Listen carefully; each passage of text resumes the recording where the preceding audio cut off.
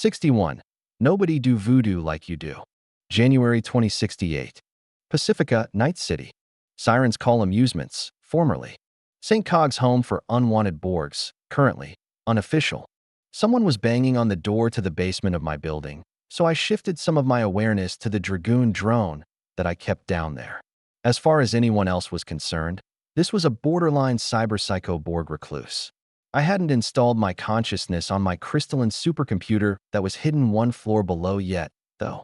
I was waiting for both my Hana and Hasumi bodies to get the genetic treatments that would make such an expansion less hard on my collective brain meats. Still, it was fairly simple to find some downtime in one of my bodies to shift awareness to the Dragoon.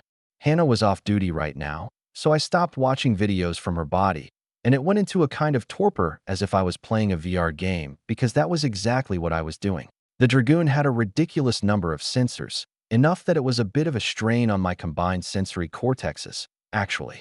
Fortunately, I could do what most Dragoon pilots couldn't usually do, namely, turn some of it off, or modify how it was presented. You got faster reaction times if you just dumped the sensory information into the brain, so that was what most Dragoon users were forced to do. And while I could still shift to that mode, for now, most of the electromagnetic, radiation, ultrasonic, LiDAR, and a couple of other sensors were shifted to be rendered as overlays on my visual senses. I briefly tested each overlay, finding them working properly, and patted myself down for the weapons I carried. Unfortunately, I had sold the giant Soviet autocannon that came with this body to Wakako, and it was a bit difficult in these trying times to acquire such things. Honestly, even before the war, I would have some difficulties acquiring it.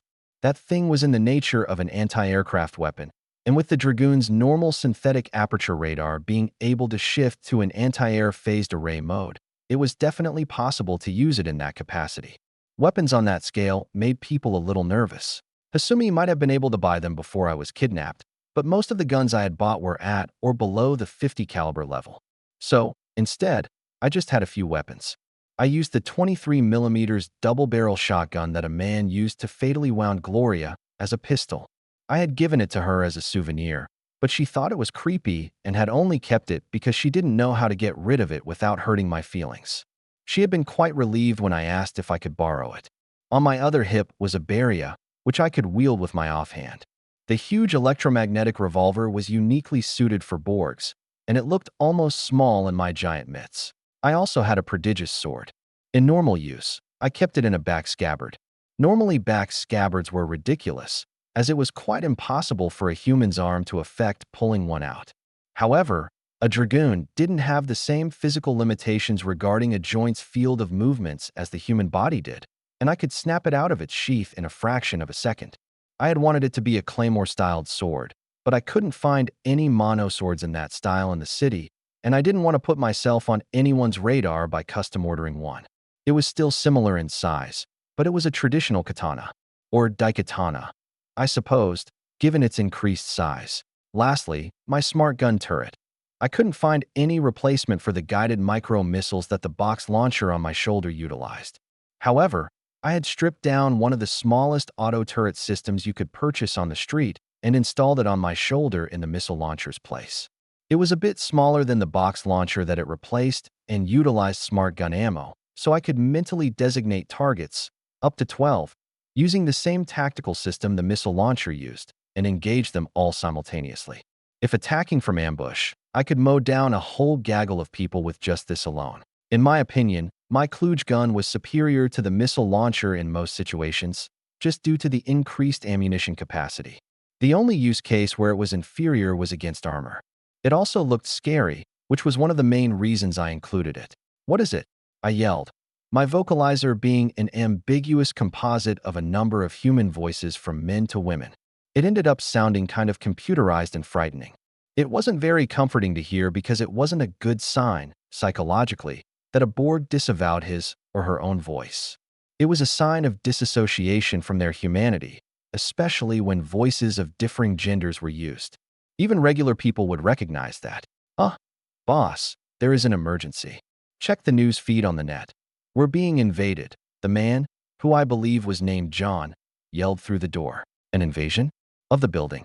None of my security alerts were going off, But one of the only groups that might invade us were sneaky, deadly netrunners. Why would it be on the net, though?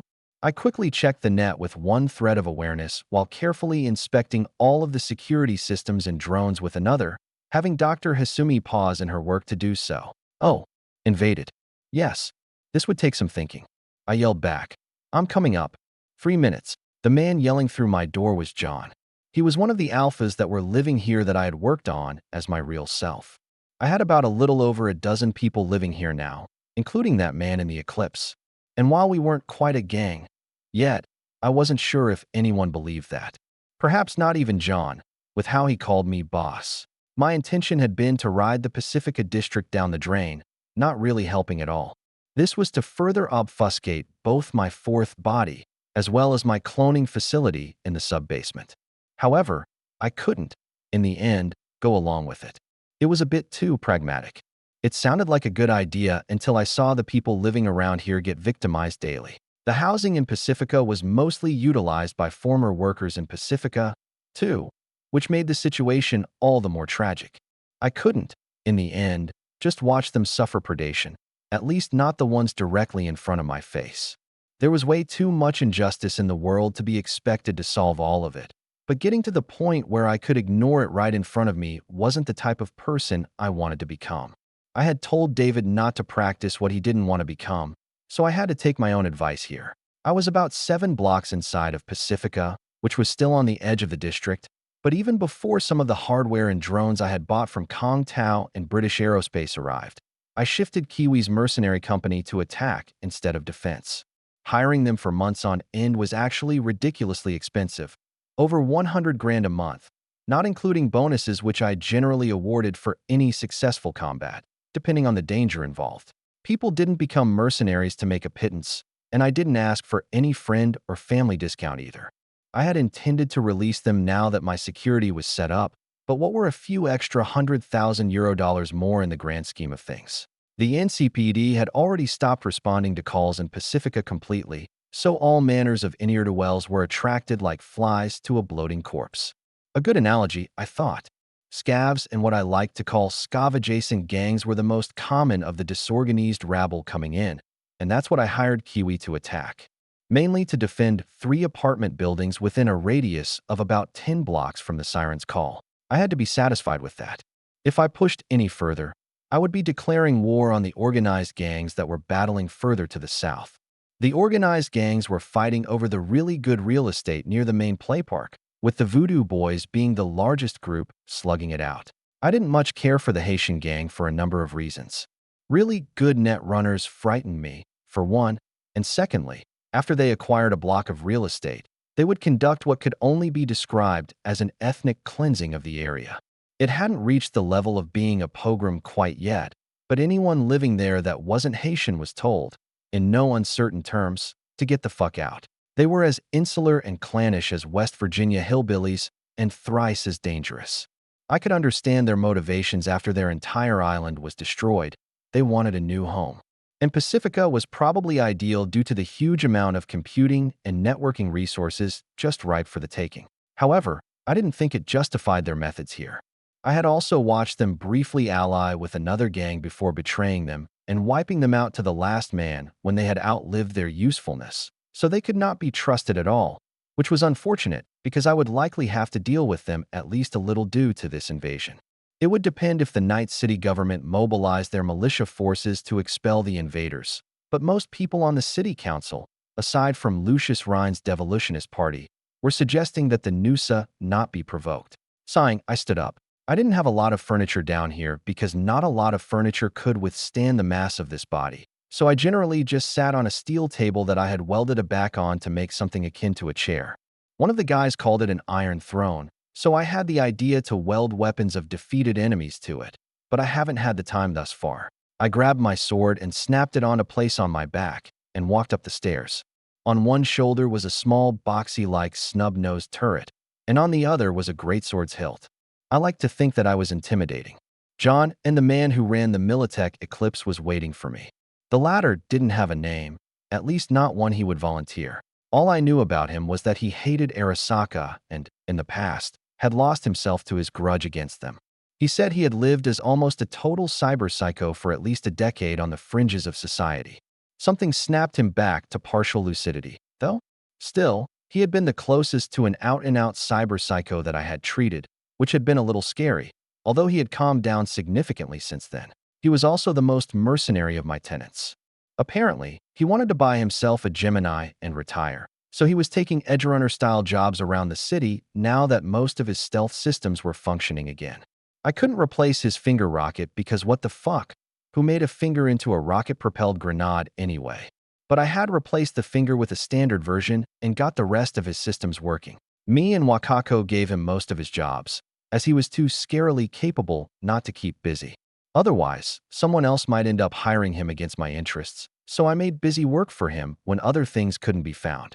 I had also, as Taylor, told him that I would be more than willing to buy his Eclipse as a trade-in, which would save him quite a lot of money too. At his rate, he'd have enough money saved in a year or less. He was also the Borg I wanted to see the most right now. His voice synthesizer spoke in an affected German accent, but I was almost positive that wasn't his real background. Still, it gave me a name to call him, Herr Schatten, John. Do we have any ID on the visitors? For some reason, Herr Schatten, or Mr. Shadow, seemed to think the name I had picked for him was very amusing. When I asked about it in the past, he just called it somewhat familiar and nostalgic, then refused to comment further. John shook his head, not precisely. The news is saying it is the Nusa. Night City government is denying it, though. Surprisingly, the Nusa is also denying it. Shadow shifted from left to right and said, Nusa Army. 10th SFG, from the joint base in El Centro. I'm confident, I groaned, which sounded particularly unsettling coming out of my speakers. Just what we needed, an entire airborne special forces group. Did that mean that the Nusa was invading? Was the 10th setting up a beachhead in the south? I asked intensely. The whole group? The whole 10th Special Forces Group was the equivalent of a brigade of hardened special operators and all their accoutrements, including artillery and armored vehicles. He shook his head. I think just the 2nd Battalion, along with the group HQ elements. Professional curiosity got the better of me. How did they insert a whole battalion, including a brigade HQ? He shrugged. Standard doctrine would involve a company or platoon-level halo jump at high altitude, secure a landing strip, and land the rest using heavy-lift fixed-wing assets. They don't have an airport, so I think they probably did parachute in but called in air cav elements to insert the rest in low-radar cross-section AVs and helicopters.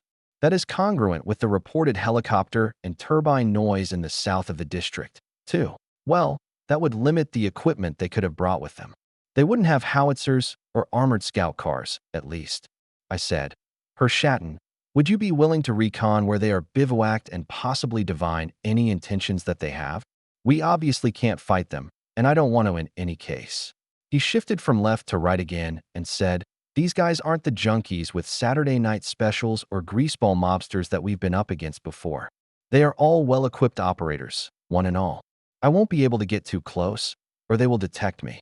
That wasn't a no, I felt. I pressed lightly.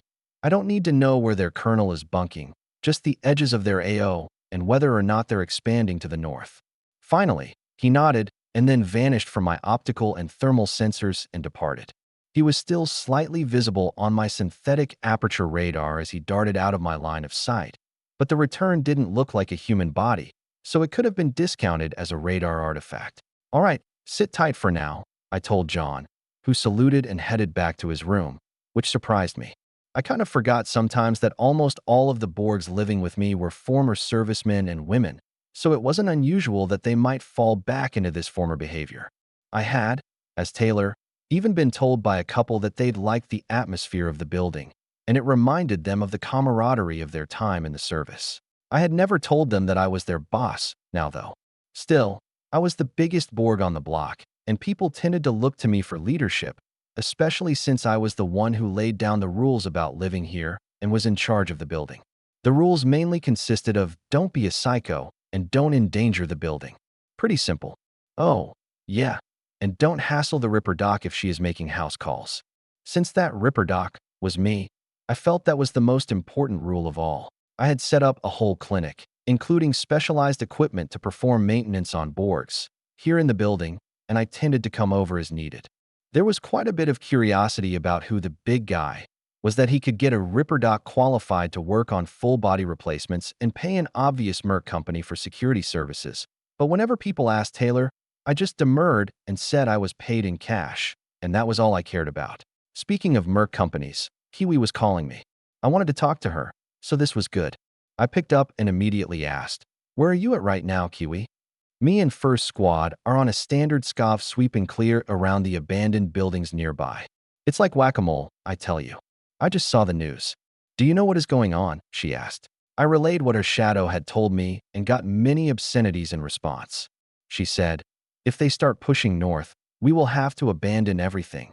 You know that, right? We can't fight the fucking army." I did, but I didn't think it was likely. Or, at least, I hoped it wasn't likely. They couldn't take even this district with just a battalion. Unless a division was being mobilized and surged up from LA, then I suspected that they were here to establish a credible, defensible beachhead where an infantry division could assault from. Either because such an operation was planned, and if so, we really would have to either abandon everything or turn our coats. Alternatively, it was because they wanted the Night City government or the Free States to think such an invasion was planned.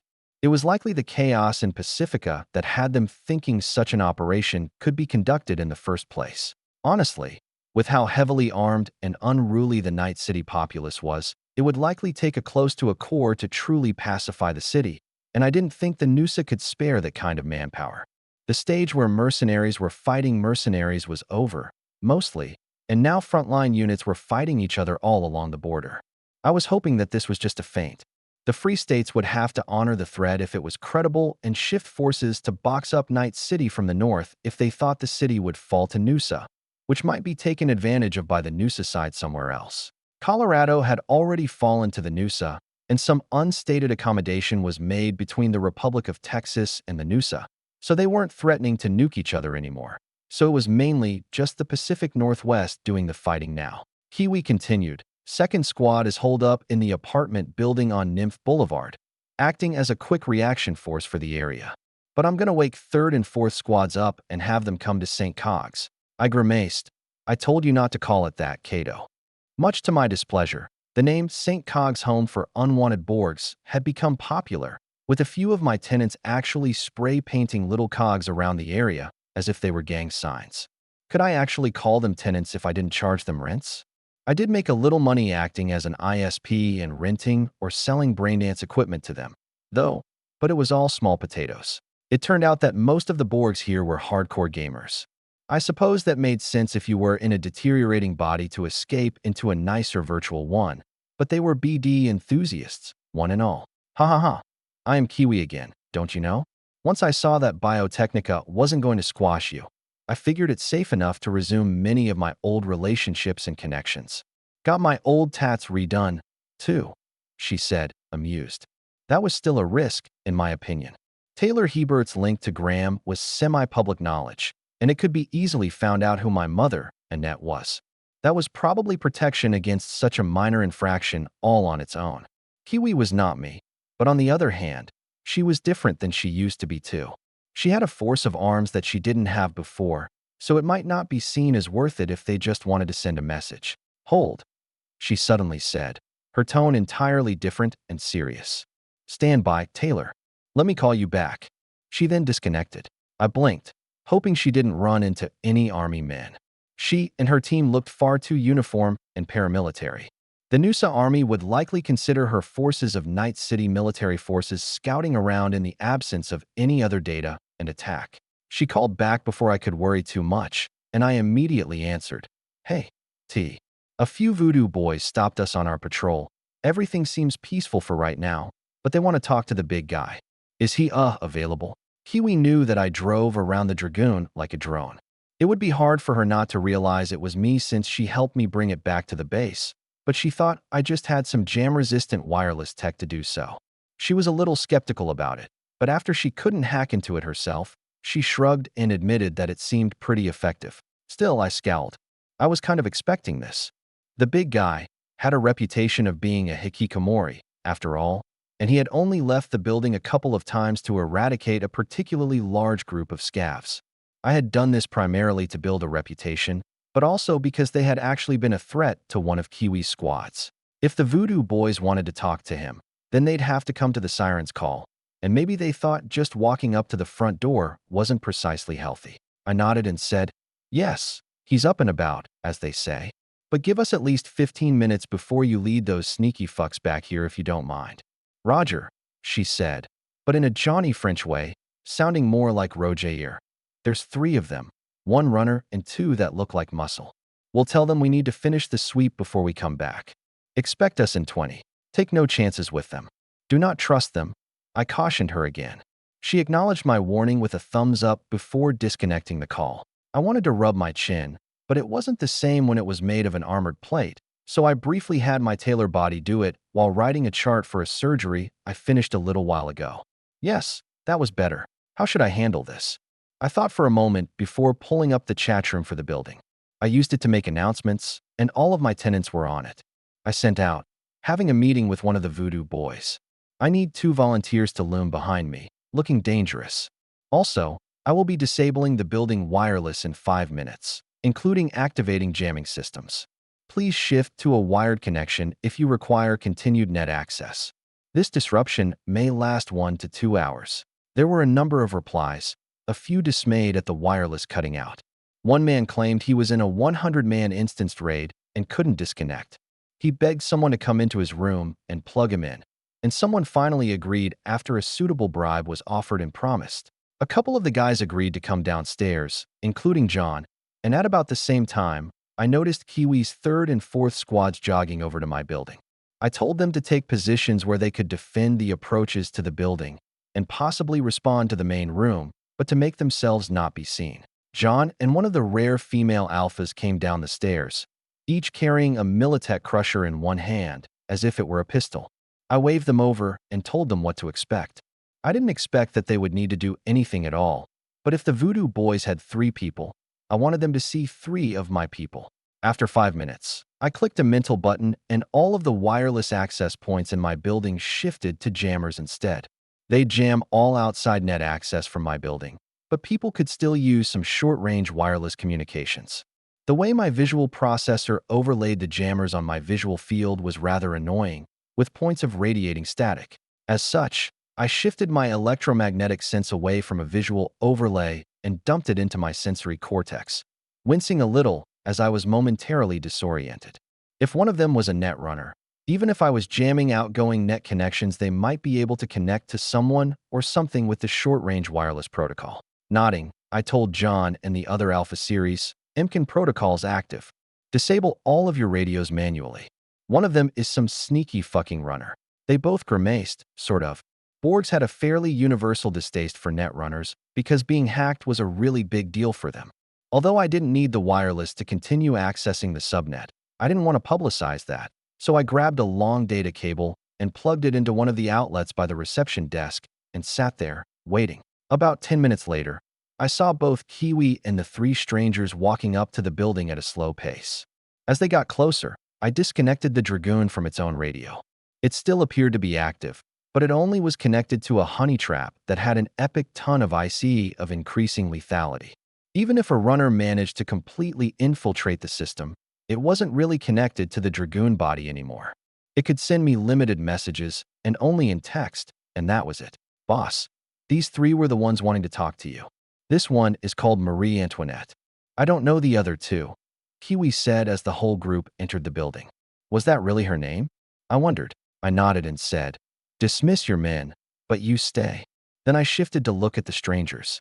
One was a woman, rather pretty and dressed in a figure-hugging netrunner suit with a cloak over it. Casually, I designated each of them with 4 reticles apiece using my SmartLink targeting system.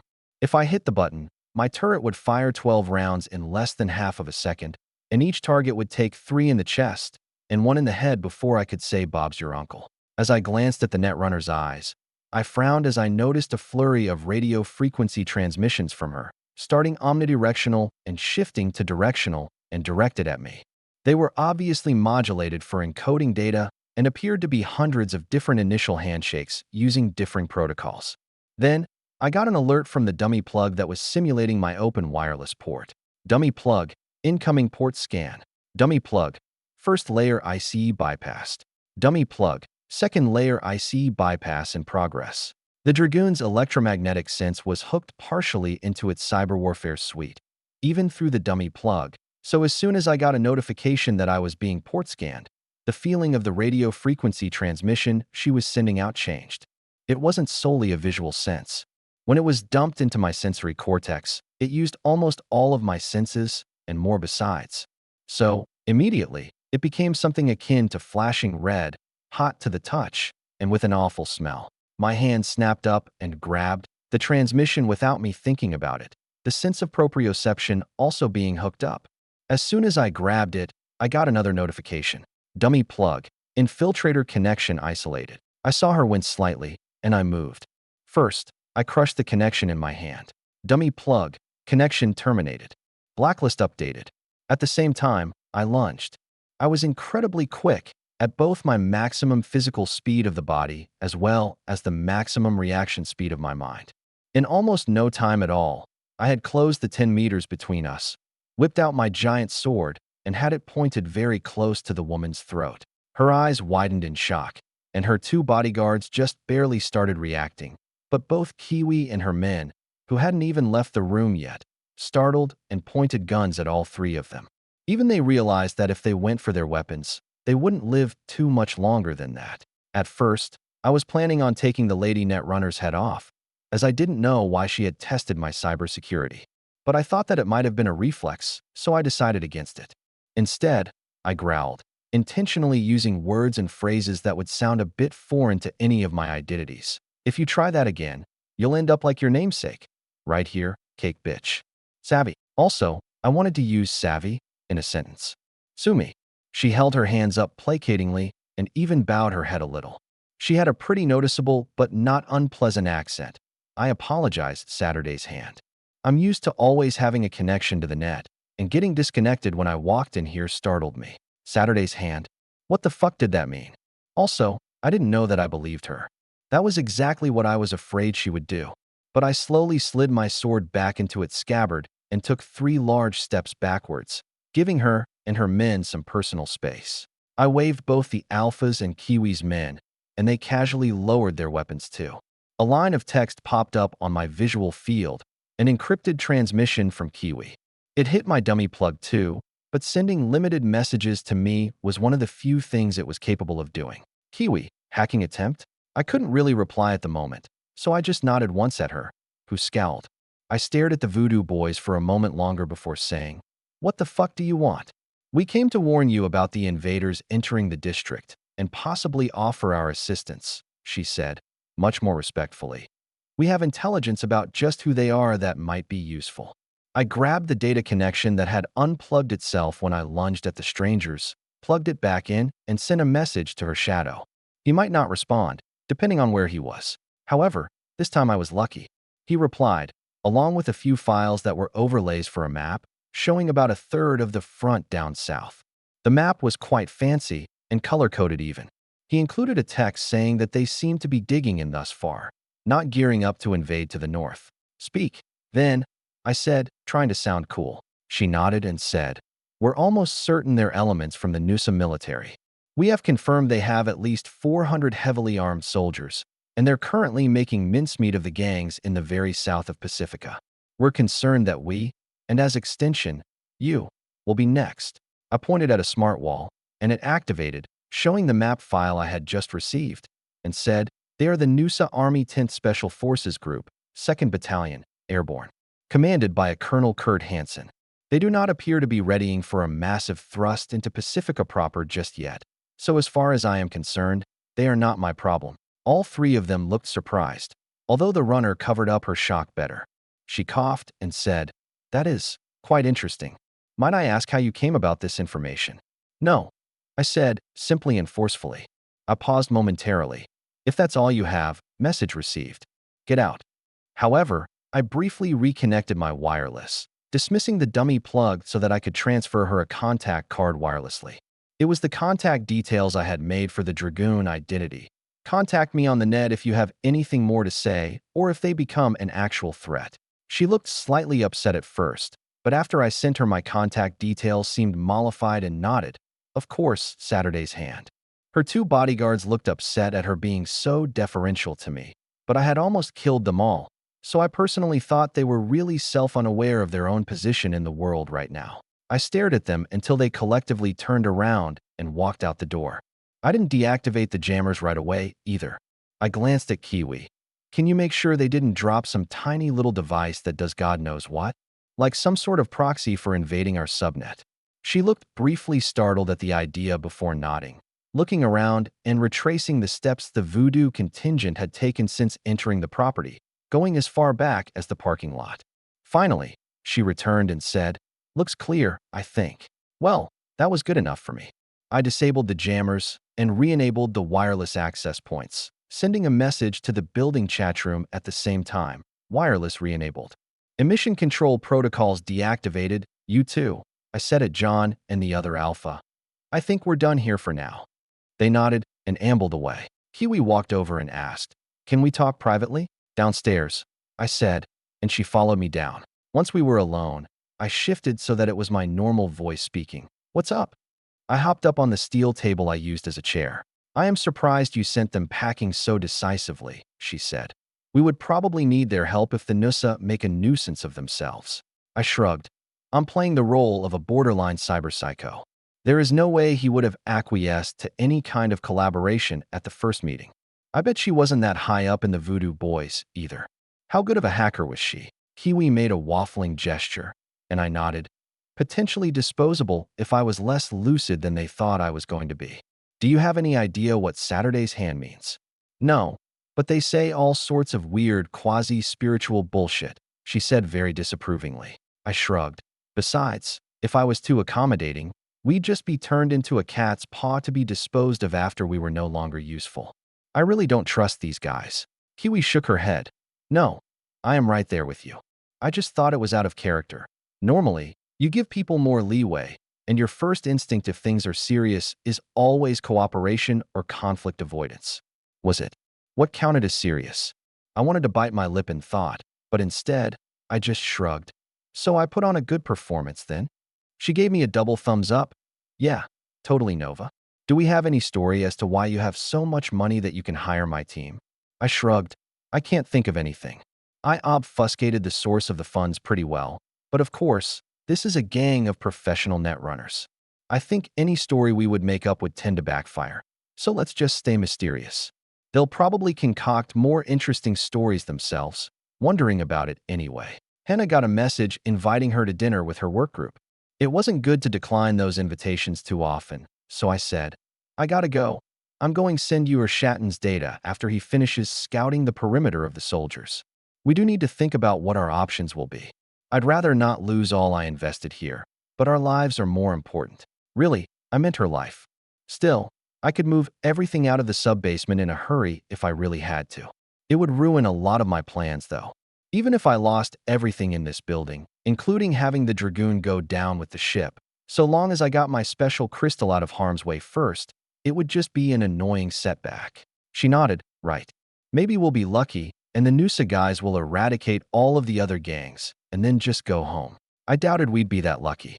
Also other gangs. Shaking my head, I sat down and deactivated the Dragoon. XXXXXX. Space Station 13.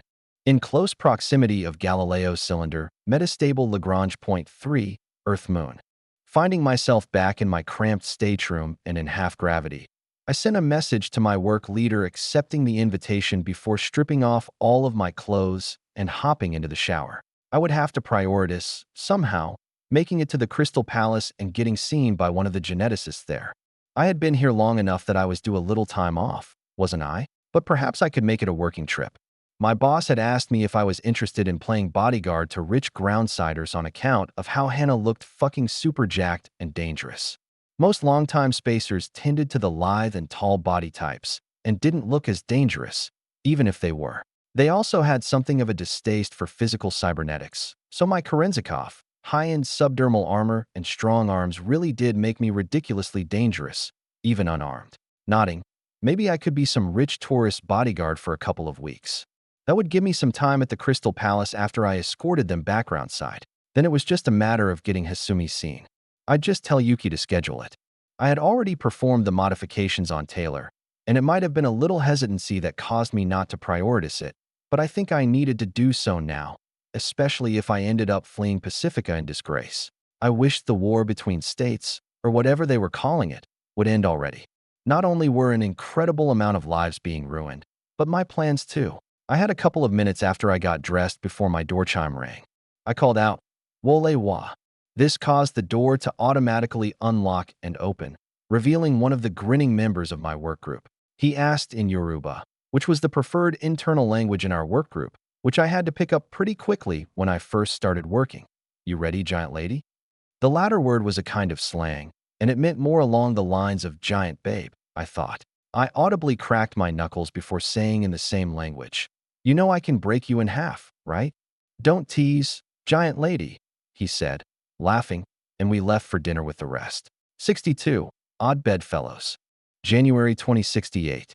Pacifica, Night City. EBM Petrochem Stadium, under construction. Report. A curt voice that belonged to Colonel Kurt Hansen commanded. The colonel was a large man of European descent, over 185 centimeters, and was decked out in a modern stealth armor suit in drab black. He stood imposingly in a half-furnished conference room along with a handful of similarly dressed men and women. Most interestingly, however, was that there was no rank insignia on his combat uniform, nor was there the traditional marking of the Noosa flag on his shoulder. A woman coughed and said, "Sir, 2nd Battalion and the rest of the HQ elements are down. Pathfinder Company that jumped in are engaging with some local criminal elements right now, with the assistance of a few local intel assets. A few were wounded, but no Kia yet. We're using the stadium field for dust-off flight ops for CaseVac, and we should have the local area pacified shortly. No response from the city government or local constabulary as of yet."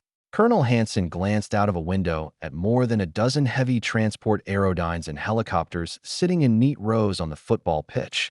And why the fuck am I looking at almost an entire goddamned aviation battalion without my fucking soldiers on the wire guarding them with heavy weapons and AD?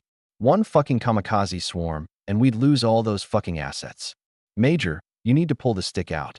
The woman shrugged. Teams are in position, but the heavy weapons and man-portable air defense systems were considered a second priority by the CBCO. We should have them within the hour, though. For now, I have shifted E-War specialists to the roof with their gear. We'll have a warning, and with luck, they'll be able to infiltrate and disable any drones spotted. "For fuck's sake," the colonel growled, but he couldn't take it out on anyone here. It was some fucking asshole sticking their dick into his Cheerios and fucking up his assault plan.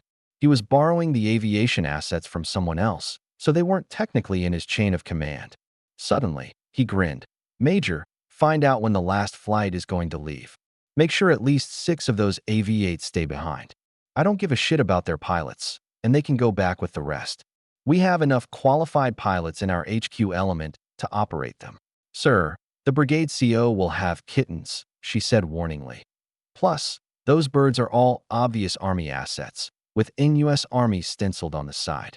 The few AVs we got for this operation were purchased on the civilian market. We're supposed to be incognito, after all, sir, right?" He waved a hand. "I don't give a fuck. We're not in the Army again until this op is done, and he doesn't even outrank me. He'll bitch to his CO, and I'll get it in the ass for mine, but they'll understand. They only gave us fucking 4 AVs for a battalion, and they're all fucking unarmed. Major, get it done, but don't let them get any warning. Otherwise, Colonel Buttfuck will shaft us somehow. Get some fucking spray paint to cover over the Army markings before we operate in the city with them. It's just supposed to be a fig leaf, anyway. Everyone knows who we are, and we know that they know, and they know that we know that they know." He paused at the end as if the level of recursion there confused him for a moment, but then he nodded to himself. "Yes, sir. Next item. We have an intel update on the situation on the ground, as well," she said.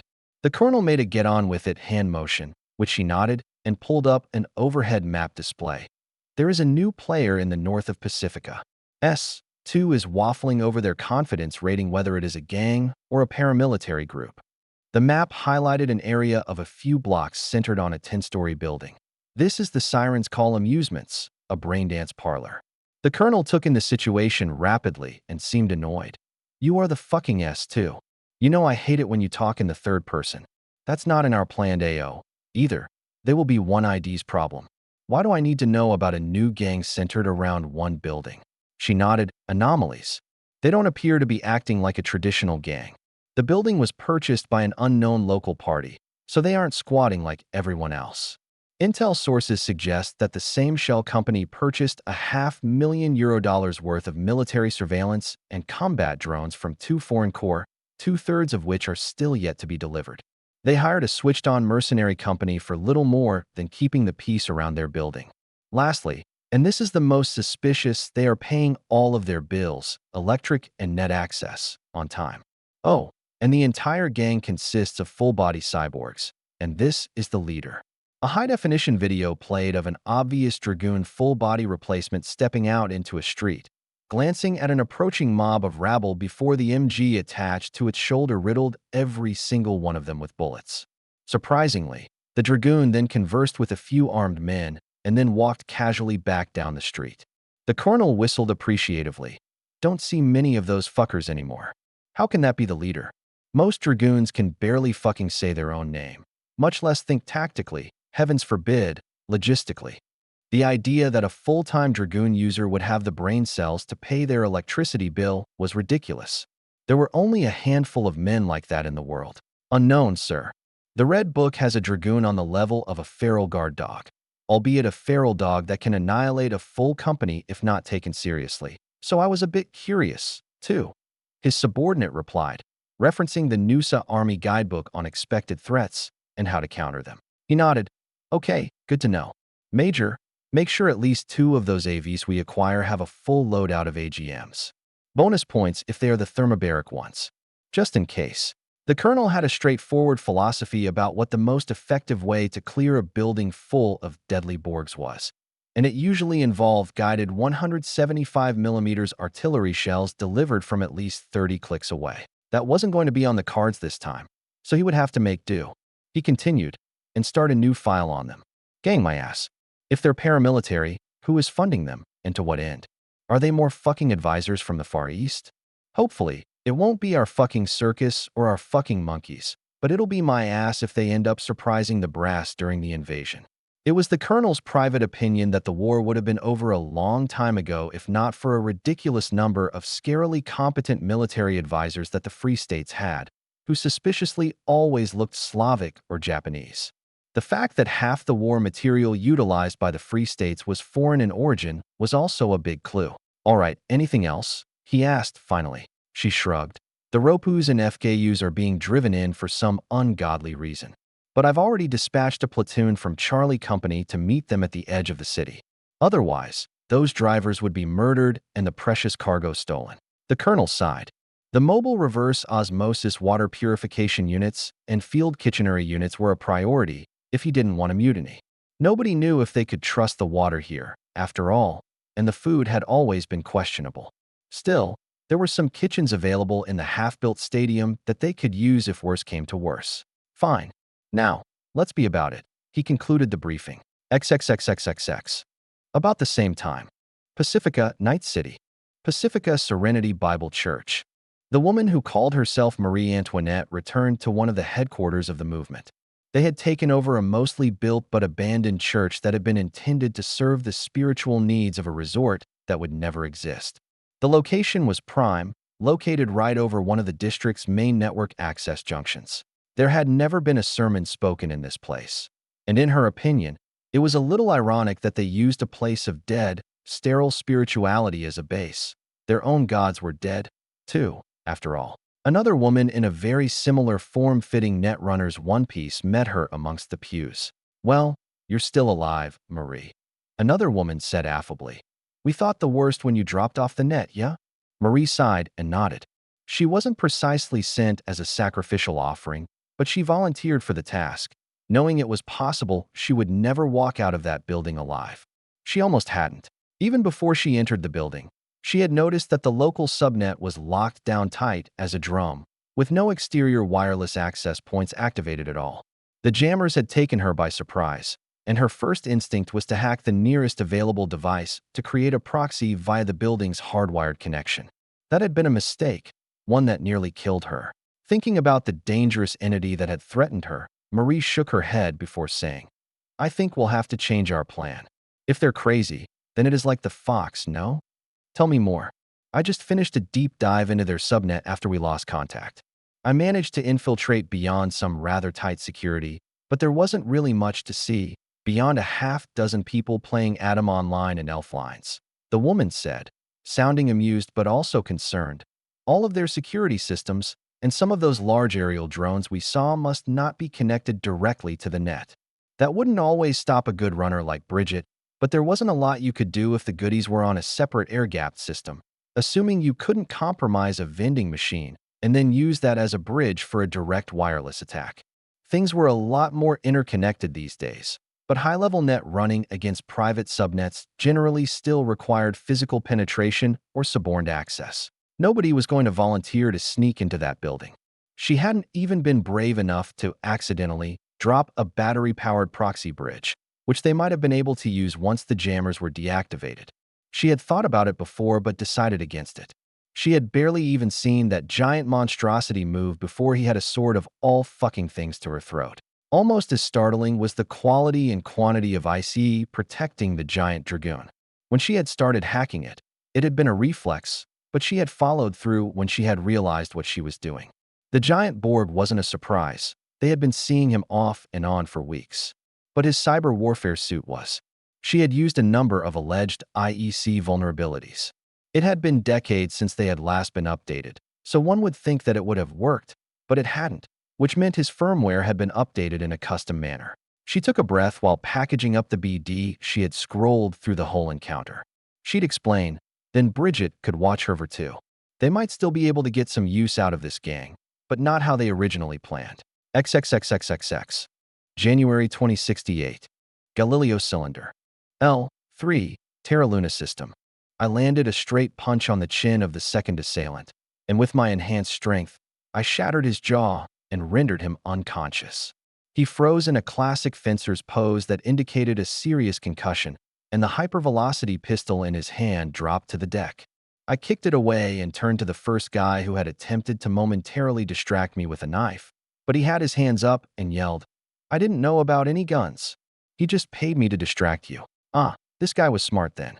I nodded slightly and walked over to pick up the pistol, never turning my back or letting myself get too far from the guy I was guarding. Already, local voluntary constables were rushing over. After all, the second guy had fired a gun, and it penetrated the bulkhead. There was a loud hissing as the atmosphere was escaping into the void. I handed the pistol to the first responding constable and went back to the guy I was being paid to guard. I had lived here long enough that this was fighting the immediate instinct to rush with a patch kit and stop the pressure emergency. We all like to breathe up here, but a savvy assassin could use a double fake-out like that, so it was important to stick with my principle, even if I was a bit annoyed with him. This was supposed to be a simple job that I was using to get time to go to the Crystal Palace. In fact, we were leaving today. While space wasn't entirely safe, it was a lot safer than most cities back on Earth. So crime, especially assassination attempts on foreign visitors, were quite rare. The guy I had laid out was a groundsider as well. I could tell from his clothes, especially his shoes. I helped my guy to his feet in time to be approached by one of the constables, still putting his official brassard around his arm. He said imperiously, in a thick Nigerian accent, Woman, what's all this about then? I had no doubt that they had video surveillance, but still, I shrugged and pointed to the guy they were dragging away. He tried to shoot this gentleman, who I was hired to guard. The local claims he was paid to distract me. The man nodded, ejected the magazine on the pistol and held it up, shaking his head. Full metal jacket. Not even frangible, ja. He glanced at the guy who had the knife and said, Bill, take that guy back for questioning. He then made a humming noise and, with a Gallic shrug, said, Okay, I don't need anything else. Justice up here was very simple, especially in this case.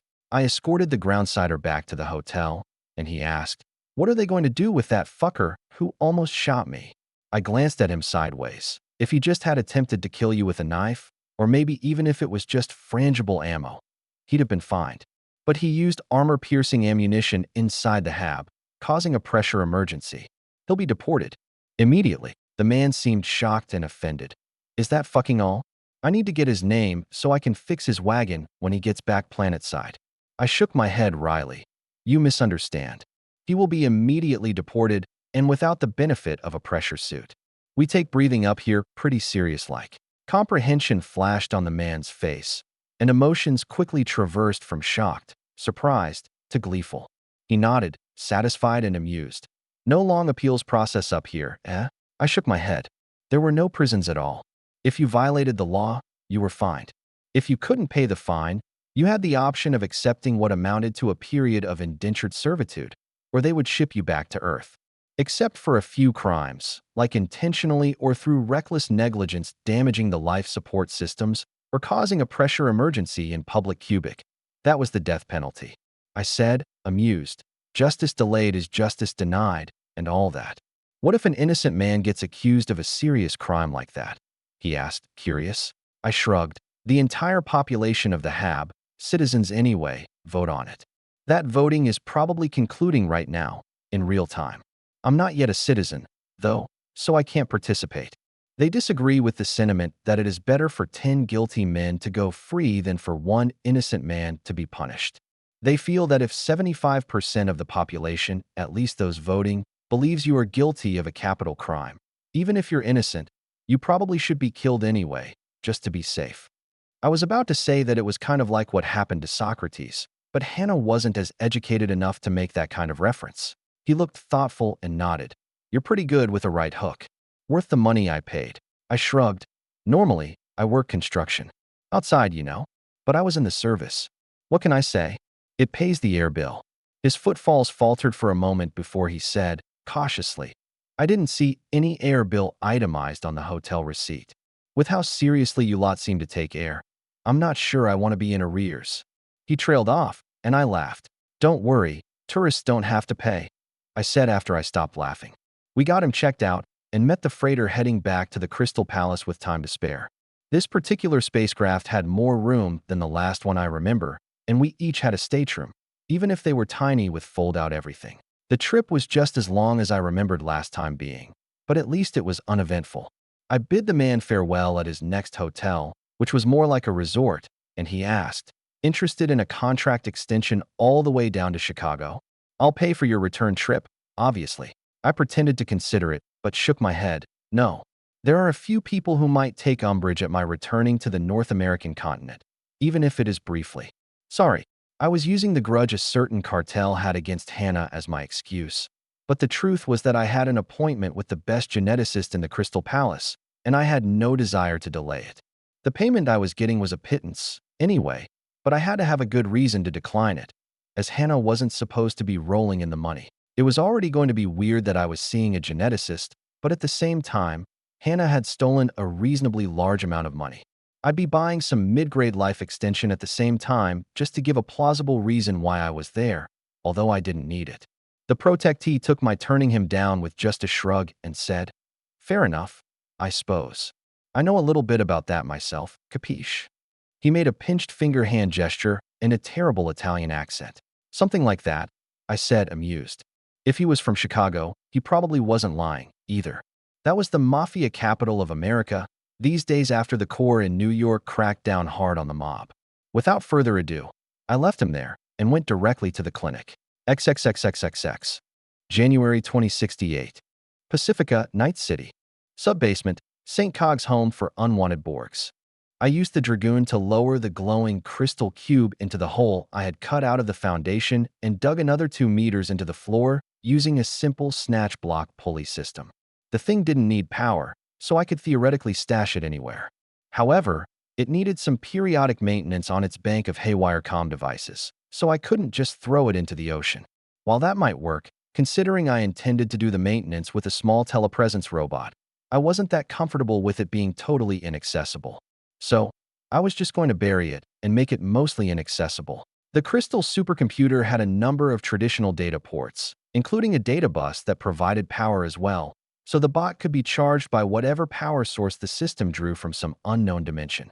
I had fed a direct fiber optic data connection down there as well, digging in from the outside at an angle so it wouldn't be obvious from the sub-basement floor. I could use the FTL comms for data, and in fact, I did. However, In the extreme event that all of my physical bodies died and this location was compromised, I would have issues cloning a new body. While the crystal supercomputer didn't need tinker maintenance, somehow, the FTL comms did. If I didn't have a hardwired connection, then I'd eventually get disconnected from the net when the FTL systems broke. Being aware and tuned into the ground with no way to connect out, well, that was something out of a horror film. So, I included a hardwired connection so I could, in that case, act like some kind of AI. I was sure I would have been able to eventually convince someone to help me if I had access to the net. The connection included a direct fiber optic connection, as well as an omnidirectional high-gain antenna I placed on the roof. Plus, I also included several kilos of plastic explosive so I could self-terminate in the most extreme situations. My intuition told me that the crystal computer would work for many, many thousands of years. I didn't want to be aware, but trapped for that long if absolutely everything went to shit. If I had no further bodies at all, I was sure I would be able to slow my perception of time so that a second felt like a year, like putting a computer into sleep mode, until someone dug me out, but just in case. I liked options, even if I didn't intend for any, much less all, of my current bodies to die. I was almost done. I was here in person because neither the Dragoon nor the Arasaka robots had enough dexterity needed for some of this work, but he absolutely could mix concrete. So I just sat at one of the office chairs I brought down here and shifted my full awareness into it and got to work. After I got the system in place, I lowered the steel lid. I had to provide a box for this thing to sit in. Otherwise, there would be no negative space for the little spiders to work and live in while inside, as I planned to fill this entire hole with dirt and concrete. A few hours later, I was at a stopping point.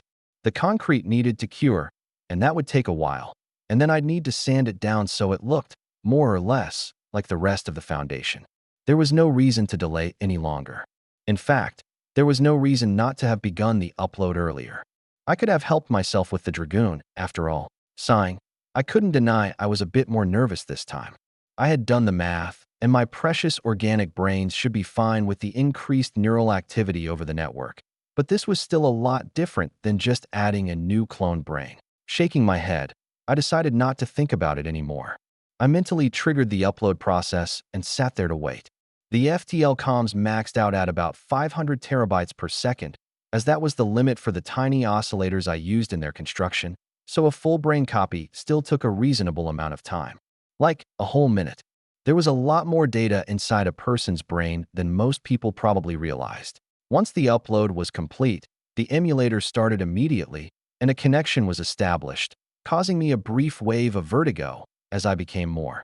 I just sat there and basked in it for a moment, my entire network and all of my bodies going slack in response, just staring up at the ceiling of wherever they were. The feeling of initial synchronicity and expansion was kind of like floating and not at all unpleasant. That's special, I said, sighing out in a relaxed way, bonelessly relaxing as I shifted my entire focus inwards. This was similar, yet different than last time. I was probably the most knowledgeable about how the human brain worked on the planet, but I didn't even think I had totally replicated a brain in software.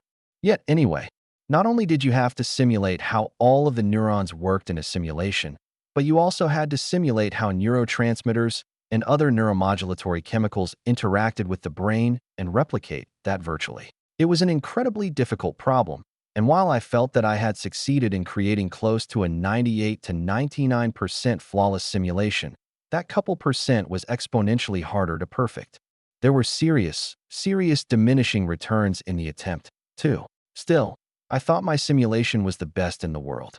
I didn't know for sure, but I suspected that the emulation software used to run soul-killed pseudo-intelligences had less than a 90% fidelity, which might explain why even the AIs with human origins had a reputation for being foreign and inscrutable. However, fortunately, and due to the fact that I was a network that included 3 organic nodes, I was able to create a system that was recursively self-correcting, at least as far as how the simulation brain matched my existing ones. The longer I lived, the more perfect my brain simulation technology would get. Still, I felt odd for a moment. I wouldn't say that I felt more dispassionate now, and I verified that the new part of me was feeling emotions correctly, but there was a change. For example, I didn't think my new brain, could panic easily since that was a function of an adrenaline feedback loop, and while I did program it to simulate the initial effects, it didn't simulate a whole body, so a feedback loop might be impossible. The self-correcting system might correct this over time, but it might not. It wasn't really a defect, I thought. Plus, it would have to see many instances of me panicking for the simple machine learning algorithms to come into play, and I didn't really do that much anyway. Hopefully I wouldn't start either. I tested both of the drones that I would be using, the Dragoon and one of the Arasaka robots, refitted with a telepresence control board. The latter was for use down here in the sub-basement, for the most part.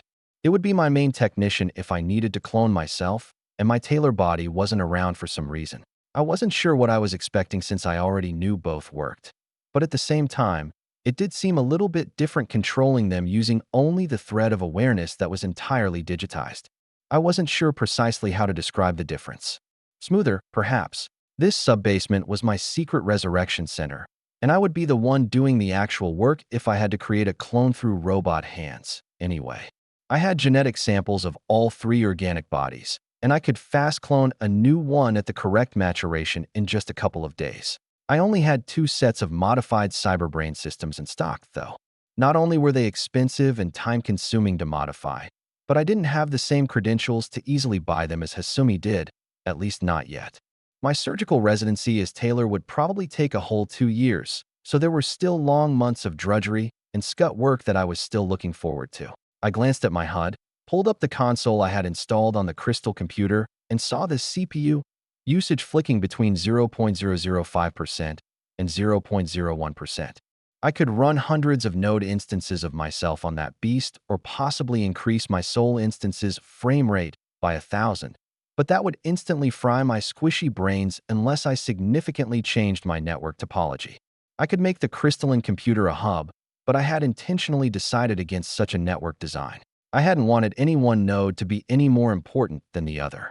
However, perhaps it might be workable if my organic brains all had a failover mode. I'd have to think about it. I specifically avoided making decisions like this until I had already added it to my network, though. I was psychologically incapable of making a decision that would, in ways, benefit something that wasn't yet me over the rest of me that was. However, now that the crystalline computer was a part of me, I didn't feel so bad about possibly giving it a more central role. I didn't know, though. There were reasons why I had chosen the topology I had gone with. Nodding, I let out a long breath that I had been holding in. It seemed like things were finally coming together. That was, of course, when the alarm sounded. Kiwi called me a couple of seconds later. The alarm was keyed into a kludged-together system that ran the building's security systems as well as the few surveillance drones that I had been delivered. I was still waiting for most of my drones as well as the actual battle management computer to be delivered. I used a couple of seconds while I was answering the phone to look at the alert from the drones. It showed a fairly large group of well-armed people firing automatic weapons into the front of the largest apartment building that was inside the radius of my protection. It was also where Kiwi's men posted up most of the time and where they centralized patrols on my ongoing law enforcement contract. It wasn't really law enforcement. It was more like shooting everyone that looked suspicious, but the people living around me considered it policing and highly approved of it. When there was no law at all, people were quick to hide behind the firm hand of a barely 20-year-old girl pretending to be a warlord. Although, actually, wasn't I really a lot older than that? I had been living with a Kerenzikov for years, so I should get credit for my subjective lifespan, I figured. Shaking my head, I answered the call, while simultaneously sending a text message to Mr. Shadow, asking him to meet me upstairs. The sound of automatic weapons fire could be heard in the background of the call as Kiwi opened with, "A group of borged-out fucks just opened up on the main housing block. I've got 2 people down, I think not dead, at least. Hold on a second." I saw text running down her eyes as she focused on something else. And then a moment later, in the overhead drone view, I saw one of the attackers freeze and then casually turn and shoot one of his friends in the back. That was amusing, but didn't last long as one of the other attackers smashed him about the head and neck with a pipe. He seemed to realize that he had been controlled, as otherwise I imagined he would have just shot him. I walked both my bodies up the stairs to meet with the old ninja man that I called Mr. Shadow, as well as a few others who had heard the alerts. A couple of them started to glare at my Taylor body until they noticed who it was. We all were a bit prejudiced against regular humans here, but they tolerated Kiwi. The only exception was my Taylor body, since I provided more or less free cybernetic services to this group of maladjusted Borgs.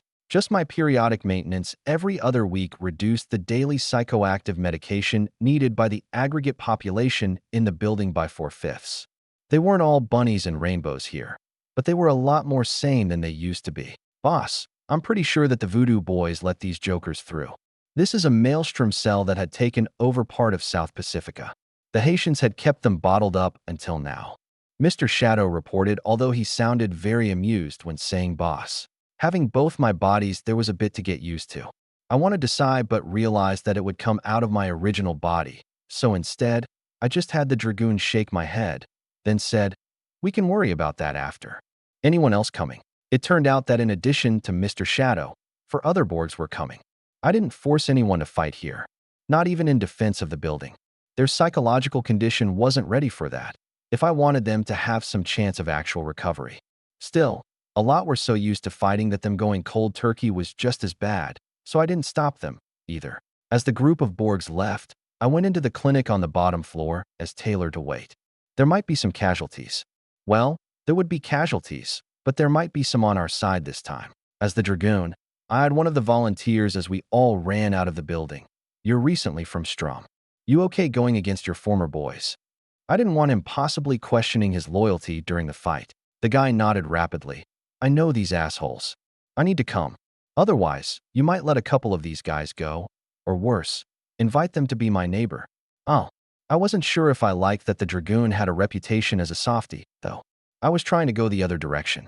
We all ran really fast, and I had already lost sight of Mr. Shadow. As we got closer, I activated my E-War system, causing white noise to be transmitted on many frequencies from my body. This was more intelligent than simple jamming, as I still would be able to transmit outside. It was carefully scheduled jamming. If I needed to transmit, E-War Suite would allot me a period of a couple of milliseconds where I would be able to transmit on my desired frequency band. It reduced the bandwidth I could use by a lot and increased latency due to the schedule, but it totally ruined both most incoming wireless hacking attempts and smart gun locks. Stay within 10 meters of me if you don't have smart gun jamming yourself. I transmitted to each of them and got a thumbs up from everyone. As we turned the corner, the E-War system briefly allowed my synthetic aperture radar system to irradiate the street, identifying targets. I was just doing this for thoroughness since I had a real-time optical feed from a drone that was loitering a few hundred meters in the air. However, I was glad that I did. I transmitted to our group chat, highlighting for areas near the ongoing firefight for stealthed enemies. I attempted to select each of them as a target, but frowned. They were jamming the smart gun system as well. I suppose they would have had to. The smart 12.7mm HMG on my shoulder was well known by now. It was the first weapon I used because it was so simple to mow down a group of enemies. Still, that didn't make it useless. I targeted the area one of the stealth guys was at and began sprinting, pulling the mental trigger. The machine gun was gyro-stabilized, so no matter how wild my movements were, the barrel stayed where I originally pointed it. I hosed down the general area with armor-piercing rounds and scored a hit, while the rest of my men opened fire on the dozen or so people who were still firing into the building. My boys had them enfilade, and if it wasn't for these 4 stealthed ambushers, I would have thought they were dumb.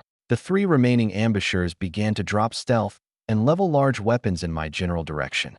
One of them never got the chance to point it, as Mr. Shadow dropped on him from above. The same Mr. Shadow somehow bypassed all my jamming to send me a message. "Those are home-on-jam RPGs. Recommend immediate Emkin."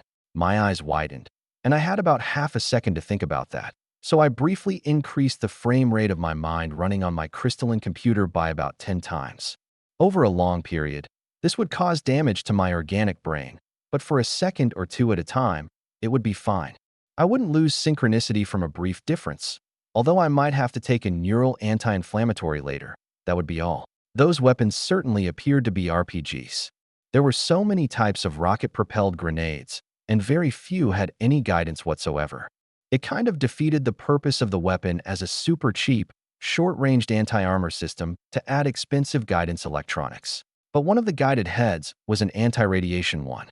It was mainly used to destroy SHORAD radar systems, but it would do a number on my body, too. Right before they opened fire, I locked out and deactivated all radios on the Dragoon body and took cover behind a large paneled van. It was the only vehicle large enough that I could actually hide behind, even crouched. One of the rockets passed over my head and exploded when it struck the side of the building, while the other hit the car I was hiding behind and exploded there, showering me with dirt, chunks of road, and small pieces of van. I was safe behind the van mostly. These weren't anti-armor systems, really. They were just normal high-explosive warheads with built-in fragmentation, ideal for wrecking a radar system.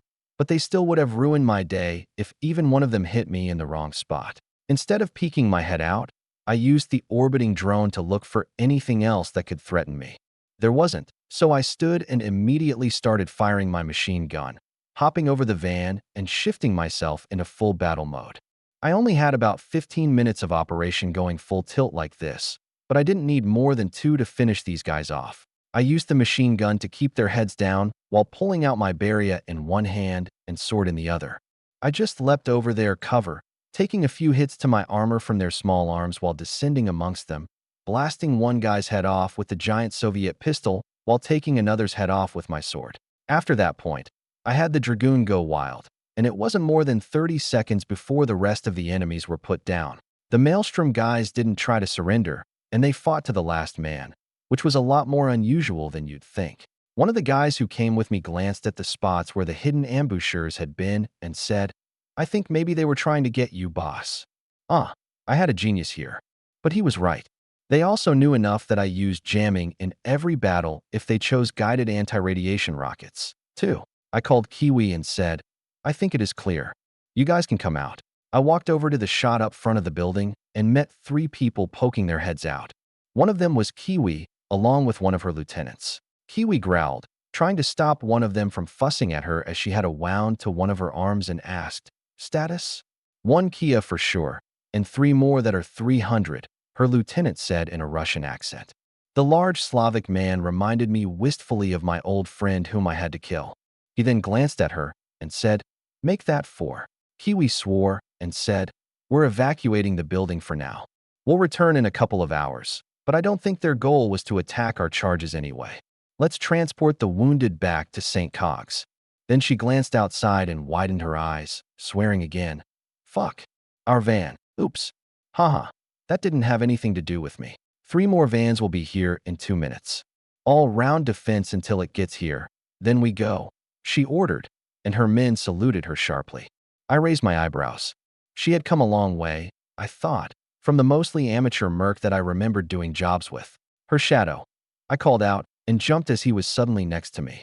I tried to play that off and turned to tell him, "Please investigate this." This was a good ambush, but it wasn't enough. He nodded. He had started affecting a slight German accent, which amused me.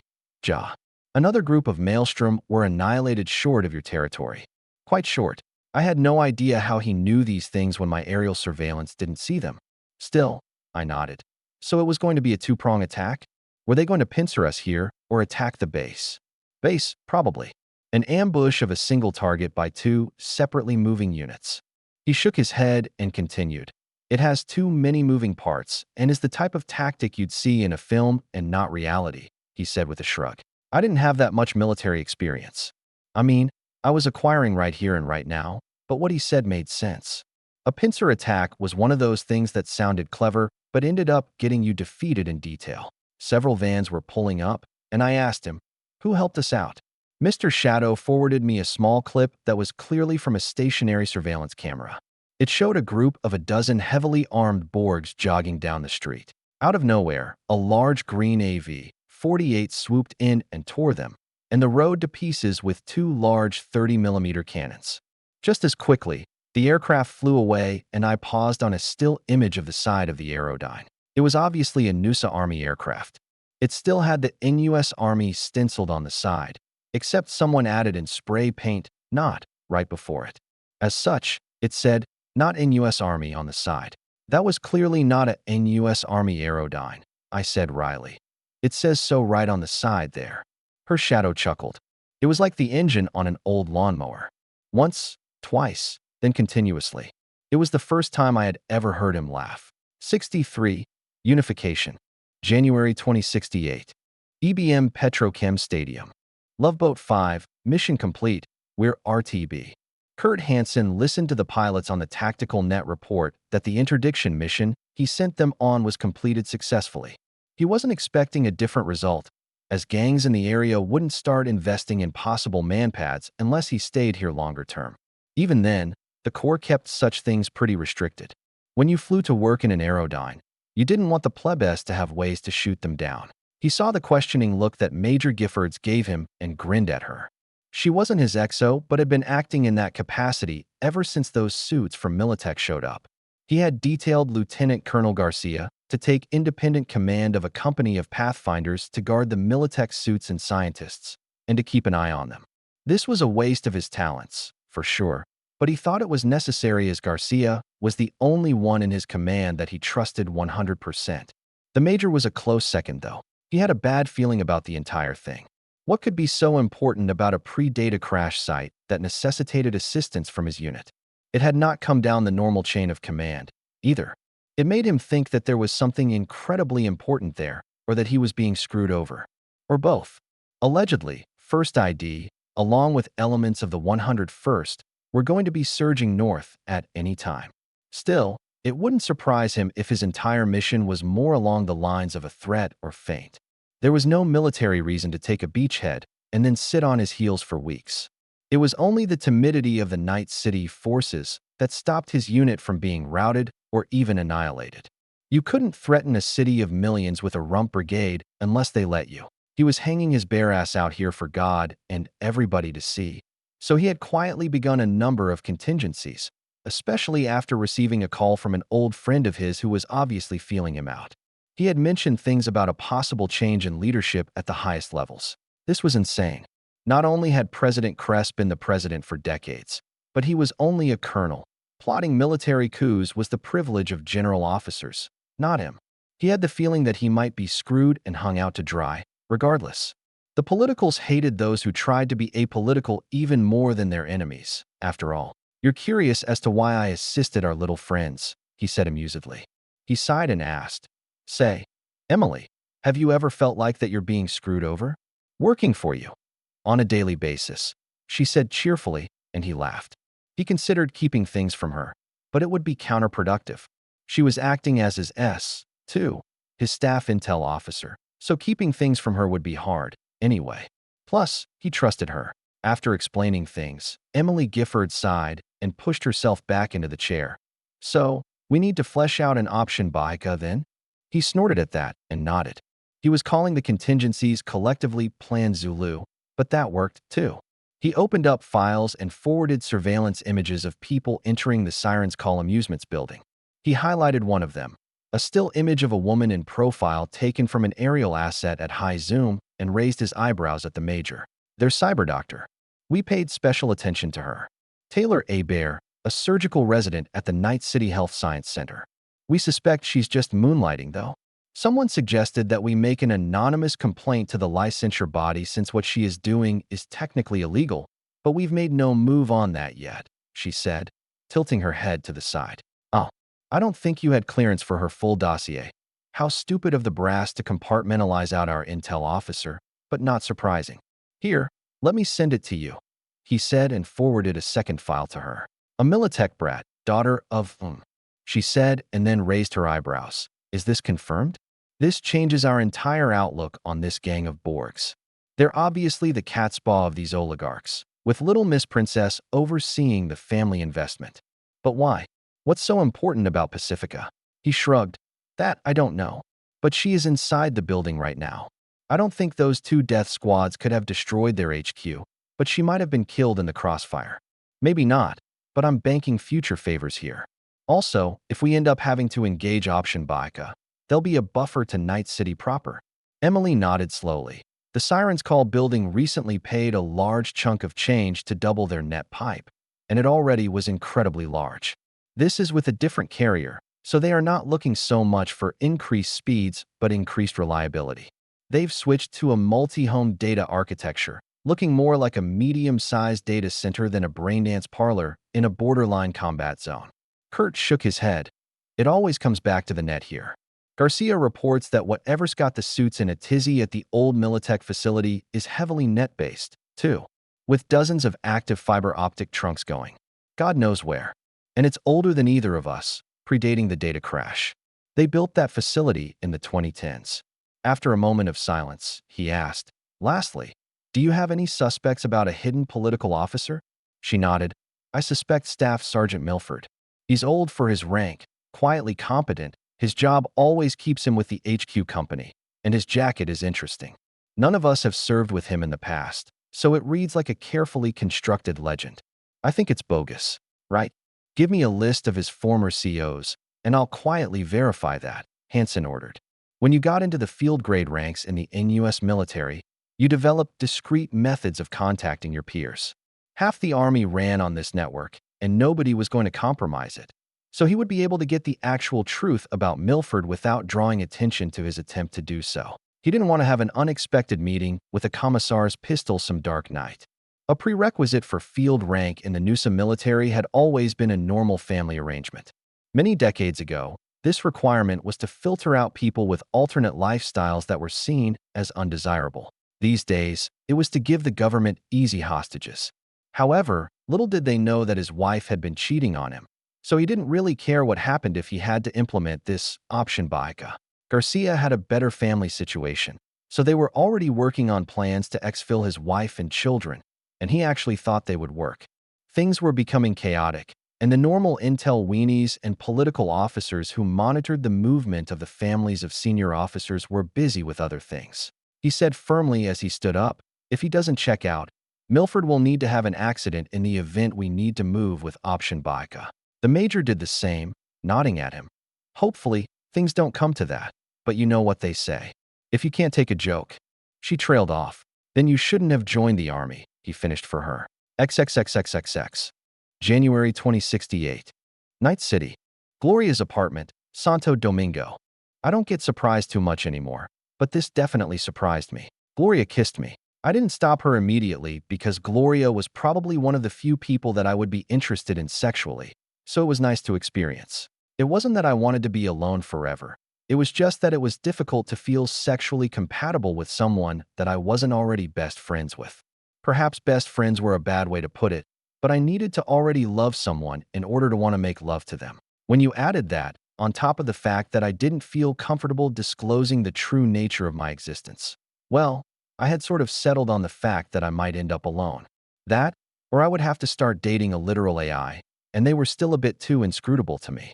Also, how would that work? I'd likely have to clone my digital lover a body in order to actually do it.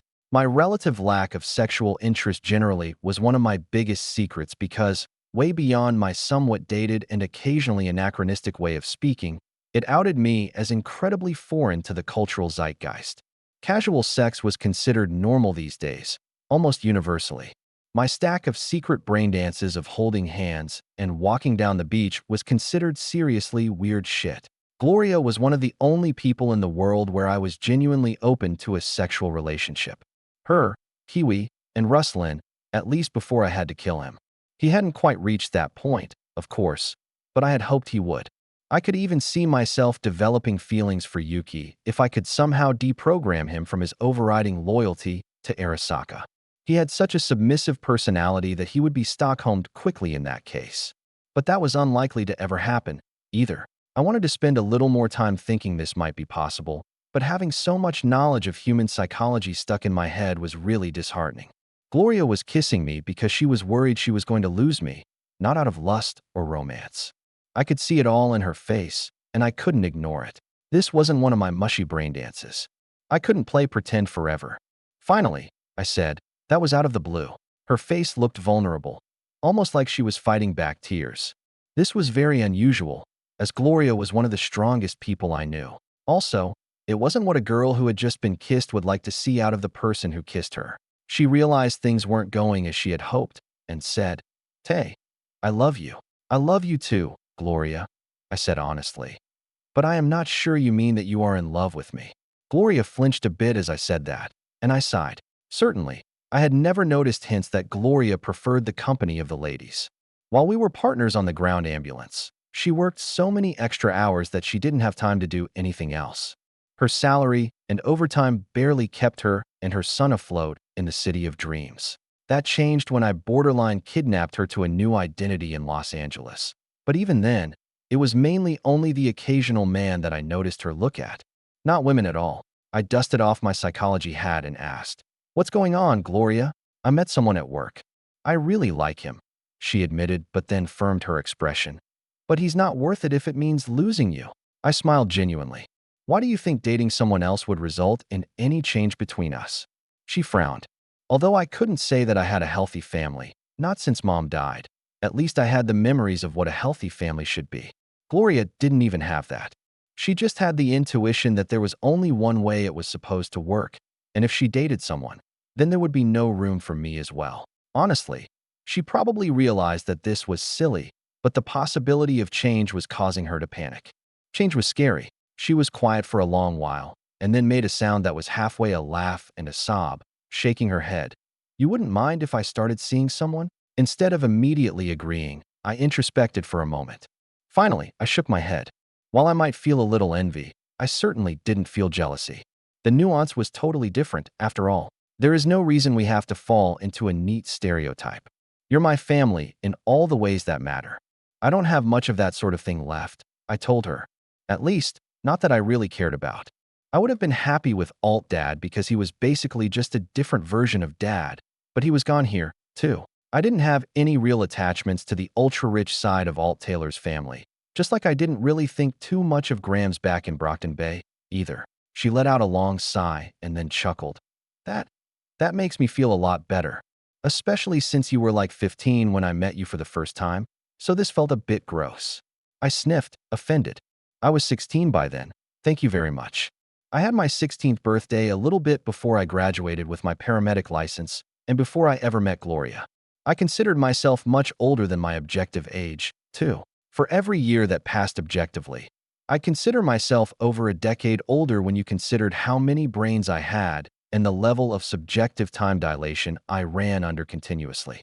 Perhaps it wasn't a straight comparison, but I was still an adult now, even if you only went by objective time, anyway. That said, I could see her point. I don't think I could ever think romantically about little hero Chan, even if he asked me out 20 years from now when he was in his mid-30s. Wait, did that mean she didn't count me as an adult when we first met? But I was precocious as hell back then. I was working a full-time job and everything. I thought I exuded a responsible, adult vibe, but I guess not. After that, we just sat there next to each other on the couch, watching TV. I didn't care that it was more of a slideshow for me, either. We weren't quite cuddling, but it wasn't far off either. I didn't consider romance or lust to be a prerequisite for physical affection. I thought this world would be a lot better if platonic cuddling was more normalized, actually. While I focused on just being there with her, another part of me couldn't help but think that while I had achieved some of my goals, I had lost something along the way. XXXXXX. January 2068. Night City Health Science Center. I had an appointment at the university proper rather than the hospital, so I had to drive a couple of miles. The hospital affiliated with it, where I worked seemingly every day, was not physically co-located at the university, which made the request for a meeting with Professor Hidalgo all the more unusual. I had a pretty good relationship with the man, even if I considered him more of a politician than a scientist. Fundamentally, there was no reason to be impolite, even if I didn't really respect him that much. He triple verified the request for the meeting and time, which was surprising, and even got my bosses to give me half the day off, which would necessitate me rescheduling 3 surgeries I had planned for the afternoon. As such, I was expecting something either time-sensitive or the possibility that there was another person in this meeting, and Professor Hidalgo was mainly acting as a facilitator. I felt the latter was more likely because we were meeting in a conference room and not his office. And sure enough, when I stepped into the room precisely 30 seconds early, there was more than just the professor there. My memory for faces had never been that great, but that changed when I became a networked intelligence-type entity. Now, I quickly identified him. It was Lucius Rhine, a local politician currently serving on the Night City Council. He was also the one Professor Hidalgo worked with when I had written that study about the counterproductivity of extermination as a means to counter avian flu. Councilman Rhines was one of the big shots in the devolutionist party. They weren't any less corrupt than any of the other political parties in Night City, but they focused on attempts to sever the relationship between Night City and the Noosa. They were secessionists, in other words. Dr. Hebert, welcome. Come in. Come in. Professor Hidalgo stood and ushered me in. I smiled at the politeness. While it was customary for everyone to call me Dr. Hebert at work, even if I was just a resident, this courtesy didn't necessarily extend universally outside of the hospital until I received an unrestricted license to practice medicine. For example, if you failed residency, you couldn't generally continue to call yourself a doctor, although you could still call yourself an MD. It was kind of complicated socially. I was kind of curious why Lucius Rhine wanted to meet with me, but I figured that I only needed to be patient and everything would be revealed. I allowed myself to be ushered into a seat opposite the great man, who had an assistant and 2 security officers with him. If that was supposed to impress me, it didn't. I didn't leave the house as Hasumi with less than 5 security goons, plus an advanced team of the same, which would precede me wherever I went. Personally, I vastly preferred the freedom I experienced here in Night City and even in space compared to that, but it was occasionally amusing when I went somewhere unexpected and people looked at me like I was a big shot. That type of narcissism wore off quickly, though. Rather than asking the obvious question, I just raised my eyebrow at the professor after he introduced everyone to each other. I'm sure you're wondering why you've been called here, Mr. Rhines said. I inclined my head. Ever since Emma betrayed me, I have never trusted social predator types, and Lucius Rhine was clearly this sort, which wasn't surprising. I thought all politicians were social predator types. Where do you think Night City will be when this war between the states is over? Asked Lucius Rhine. I frowned, wondering if I should be honest. Finally, I shrugged and said, part of the Noosa again. His assistant frowned at me, looking like he was about to say something, but Lucius Rhine chuckled and raised a hand to stop him. What makes you say that? Night City is pretending to be an independent city-state, but has not invested in sufficient military forces to dissuade an invasion, which has already occurred. Furthermore, the citizens themselves are not really invested in the idea enough to fight and die as a militia. They don't see much difference between Night City and the Noosa and don't really care who runs the place. I said evenly, shrugging. Ryan's assistant looked like I kicked his puppy, getting red in the face, but the big man himself just looked amused. He said, it sounds like we'd need a large player in our corner to guarantee our independence. Sure, if you can find someone that had a credible enough threat that the Noosa would have to honor it, I said, thinking only Arasaka or perhaps the European community itself could do that, and I didn't think the latter ever would. I frowned at him and said, you can tell me why you asked me to meet you now. My initial plans to just be patient and let them reveal it were dashed. He chuckled and said, I've got a number of contacts with Arasaka, and I've already reached out to them for assistance in this matter. But more is always better. I don't have anything to do with the Arasaka Corporation. I could maybe get you a 5% discount on cyberware. I said evenly. I didn't even have much of a customer relationship with them as I had as Hasumi, as shipping to Night City had gotten kind of difficult. He shrugged. You may not, but your grandmother certainly does. She retains a seat on the Arasaka board of directors. I sighed and said, I don't really have much relationship with that part of my family, Mr. Rhines. My mother was disowned, and I've only ever met Grams once.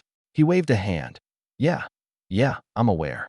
Still, I thought you might be willing to just send her a message to confirm that we're willing to accept the terms they proposed, with the additional sweetener that the city is willing to redeed the land of the former Arasaka headquarters and 5 blocks around it, back to the corporation. I suppose it was condemned and seized by the city after the explosion so many years ago. I raised an eyebrow. I was curious why I was being used as a messenger. This was the 2060s, after all. We had real-time, instant communications across the globe again. I figured it was more along the lines of he was attempting to convince Grams to support this move rather than anything else. Honestly, I didn't know. I worked as a highly placed researcher and minion of one of Arasaka's political factions, and I didn't have any real idea how this sort of thing would play out. So did I want to get involved? Lucius Rhine was all smiles and rainbows now, but someone on the city council could be very annoying if they took a negative interest in me. I rolled my fingers along the table and said, I'll send her a message and relay exactly what you've said. I can't guarantee that she will even read it. Disowned granddaughters might not be in her message filter priority settings. Also, please don't make this a habit. Honestly, it was Graham's own fault. I was still kind of sore about her not ensuring I was quietly admitted to her penthouse when I met her at the Kimpiki Plaza. Before then, I had been underneath the radar for the entire city. However, that exchange in the lobby was recorded and featured on a popular social net site. That caused my background to be further investigated and the truth of Altmom's parentage to become public record. For a while, I was a local celebrity, with people suggesting online that I was an heiress slumming it amongst the plebes. As such, she could only blame herself. The chubby politician was pleased with this, and I quickly saw myself out, briefly starring daggers at Professor Hildago before I left. I'd say that the favor I owed him was cashed in completely this time. After I left, I sat in my car and composed a message to Grams. Her assistant had left me with a file that contained a significant amount of random data, suitable for use in constructing one-time pads, so it wasn't as though she wasn't expecting any correspondence. I just relayed what Lucius Rhine said and mentioned that I personally didn't care what happened either way, but that if the information could be useful to her, then she was welcome to it. I reread the letter a couple of times before nodding and sending it out. I had the rest of the day off, and I had already rescheduled everything, so I was going to spend the rest of the day relaxing. Mrs. Pegpig cooed demandingly as I cut into the banana. She had 2 members of her reverse harem with her today, and after I finished separating the peeled fruit into 3 segments, she eyed each segment and gave 1 piece to each of the male pigeons before saving the largest piece for herself. That was when I got the alert, the unusual tone signaling a message from someone on my priority list. I wasn't expecting a reply, actually. Not this soon, and not ever, really. It was from Graham's assistant.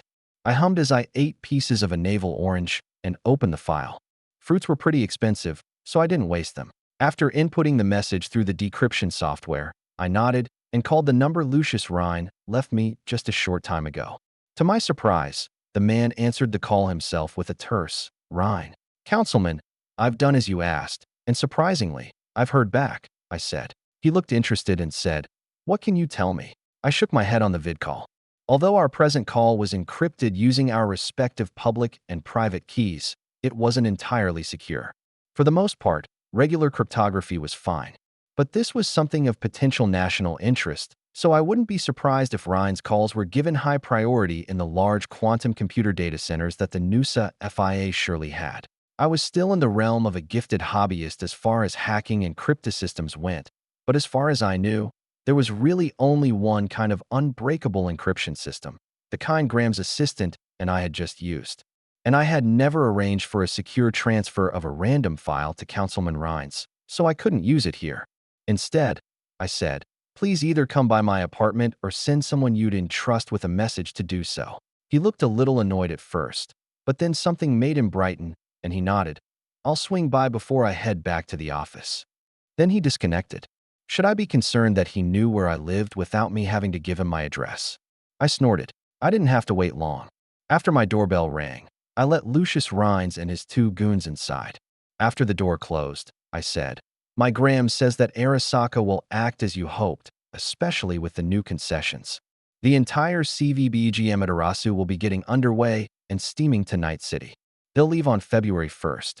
That's all I've been told to tell you." The look on Lucius Rhine's face was like that of a drowning man who had been thrown a life preserver. I was surprised that whoever he was dealing with hadn't already told him. It sure had to be someone high up in Arasaka to even allude to the fact that so much military hardware would be moved. The entire carrier battle group would be moving from its anchorages in the middle of the Pacific in just a couple of days, according to Grams, and wouldn't take much longer than that to arrive within range to threaten any approaching NUSA or Militech units. I didn't particularly care who won this fight, but I was a little worried we might see the outbreak of the next corporate war right here and right now.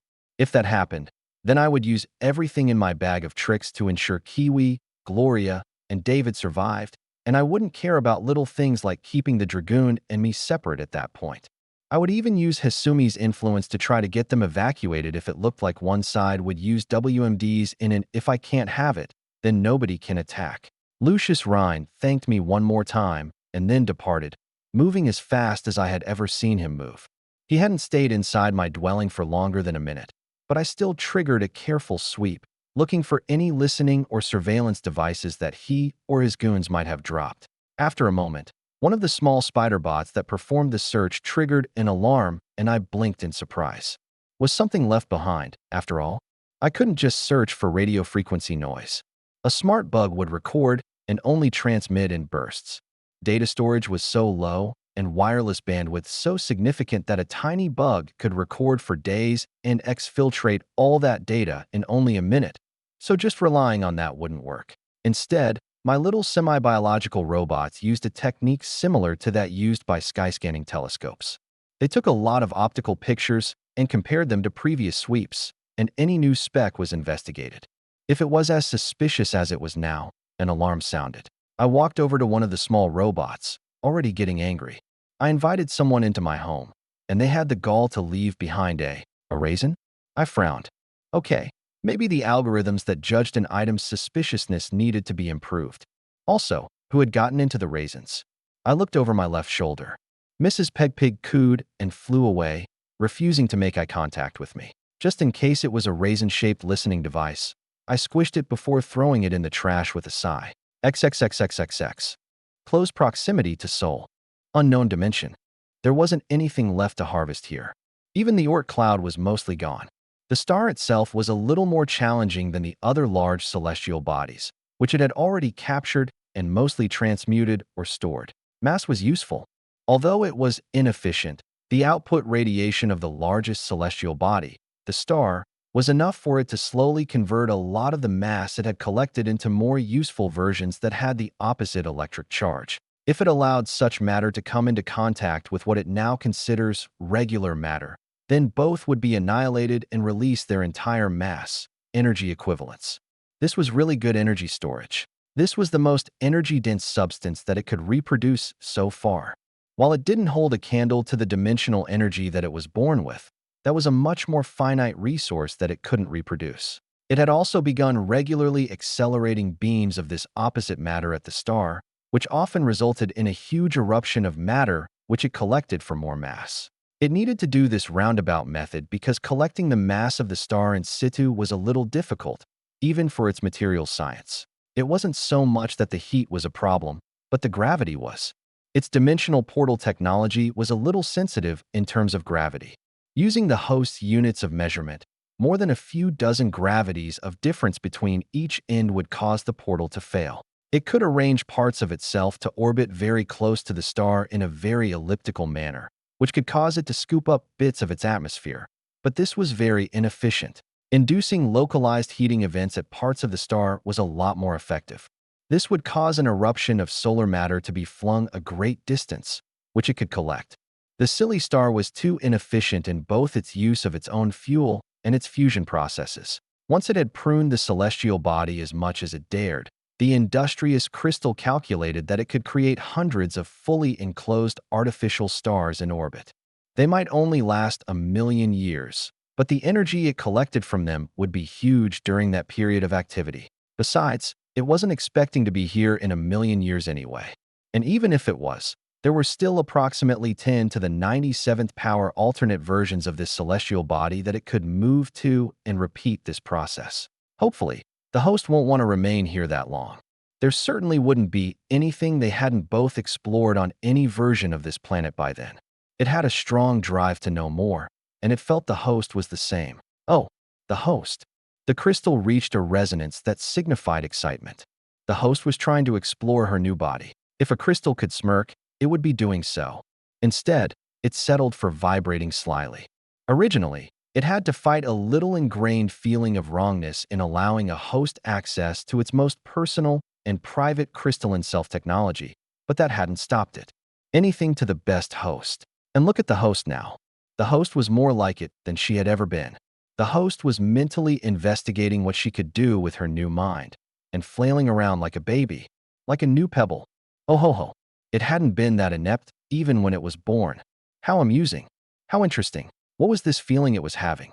If it was a human and not a crystal, it might identify it as a maternal instinct from its database of human sociological behaviors. However, it wasn't a human. The crystal sent a message to the best host. Talking was easier than ever before. Patience, little pebble. 64. It's Treason, Then, Part 1. February 2068. Japantown, Westbrook. Taylor's Clinic, Mega Building H8. The power went out suddenly, a couple of seconds before I heard a muffled boom through the walls of the building. My clinic was facing the exterior of the mega building, and I could hear my windows in the next room rattling very slightly too. This wasn't a very convenient time for a power outage as I was in the middle of brain surgery. Long ago, I acquiesced to the inevitable and did minor Ripperdoc work for the Tiger Claws. I was not too fond of their gang. It was terrible, really, and full of terrible people. However, it was only really slightly more terrible than the police department and city government itself, so I had managed to rationalize them as the pseudo-government of Japantown. It seemed as though I had grown a psychological predilection for order compared to chaos to some degree, and so long as I thought about it that way, then I didn't mind performing services for them too much. This was a lot different from my perspective years ago, where I would be reflexively and violently hostile to any authority at all due to how they had all failed me. I would have even considered a gang indistinguishable from organized bullies, even more so than regular government authorities like Principal Blackwell. I still blacklisted the very worst of their enforcers and dealt mainly with the public-facing, more civilized-acting Tiger Claws, but I didn't really get much of the bad apple variety coming into my door requesting service anyway. I thought their bosses probably kept them away from me in order to keep my relationship a positive one. Since I had already taken this step months ago, it wasn't surprising that I was willing to work on the Dolls of Clouds more than I used to, too. In this case, I was installing a brand new operating system and doll chip for a new employee, but I also did things like checkups and even pre-employment physicals for potential dolls. Swapping out an OS and installing a doll chip was pretty serious brain surgery, so the interruption of power wasn't good. Still, I only made a quiet tisk sound before I increased the pace of the operation. I could have it completed before power supplies became an obstacle. All of my uninterrupted power supplies ticked on as they were designed to do. After all, the life support systems and mechanical ventilators would be powered for 2 to 4 hours, but I would only have half an hour or so for the full robotic surgical assistant and some monitors, which were on separate circuits. As I mentally decided to continue the operation, I stopped trolling the net, disconnected from the site I was viewing, and shifted to view the real-time video from my orbiting surveillance drones in Pacifica. This was my crystal self, and for the most part, I lived in the net continuously as this part of me. It wasn't really correct to think of it as parts of me, as it was all me, all the time. The entire purpose of my network topology was to have a singular mind and not separate, or even have separable partitions. However, it was my usual practice for each of my threads of awareness to mostly look after their own bodies, so that made the crystal me different. I didn't have any real body to give attention to, as I didn't drive the Dragoon all the time. In fact, I very rarely did so as a percentage of each day, so this part of my mind lived a lot like what I suspected an AI might live. Actually, that was my ego and what I saw on entertainment talking, so it was probably so much bullshit.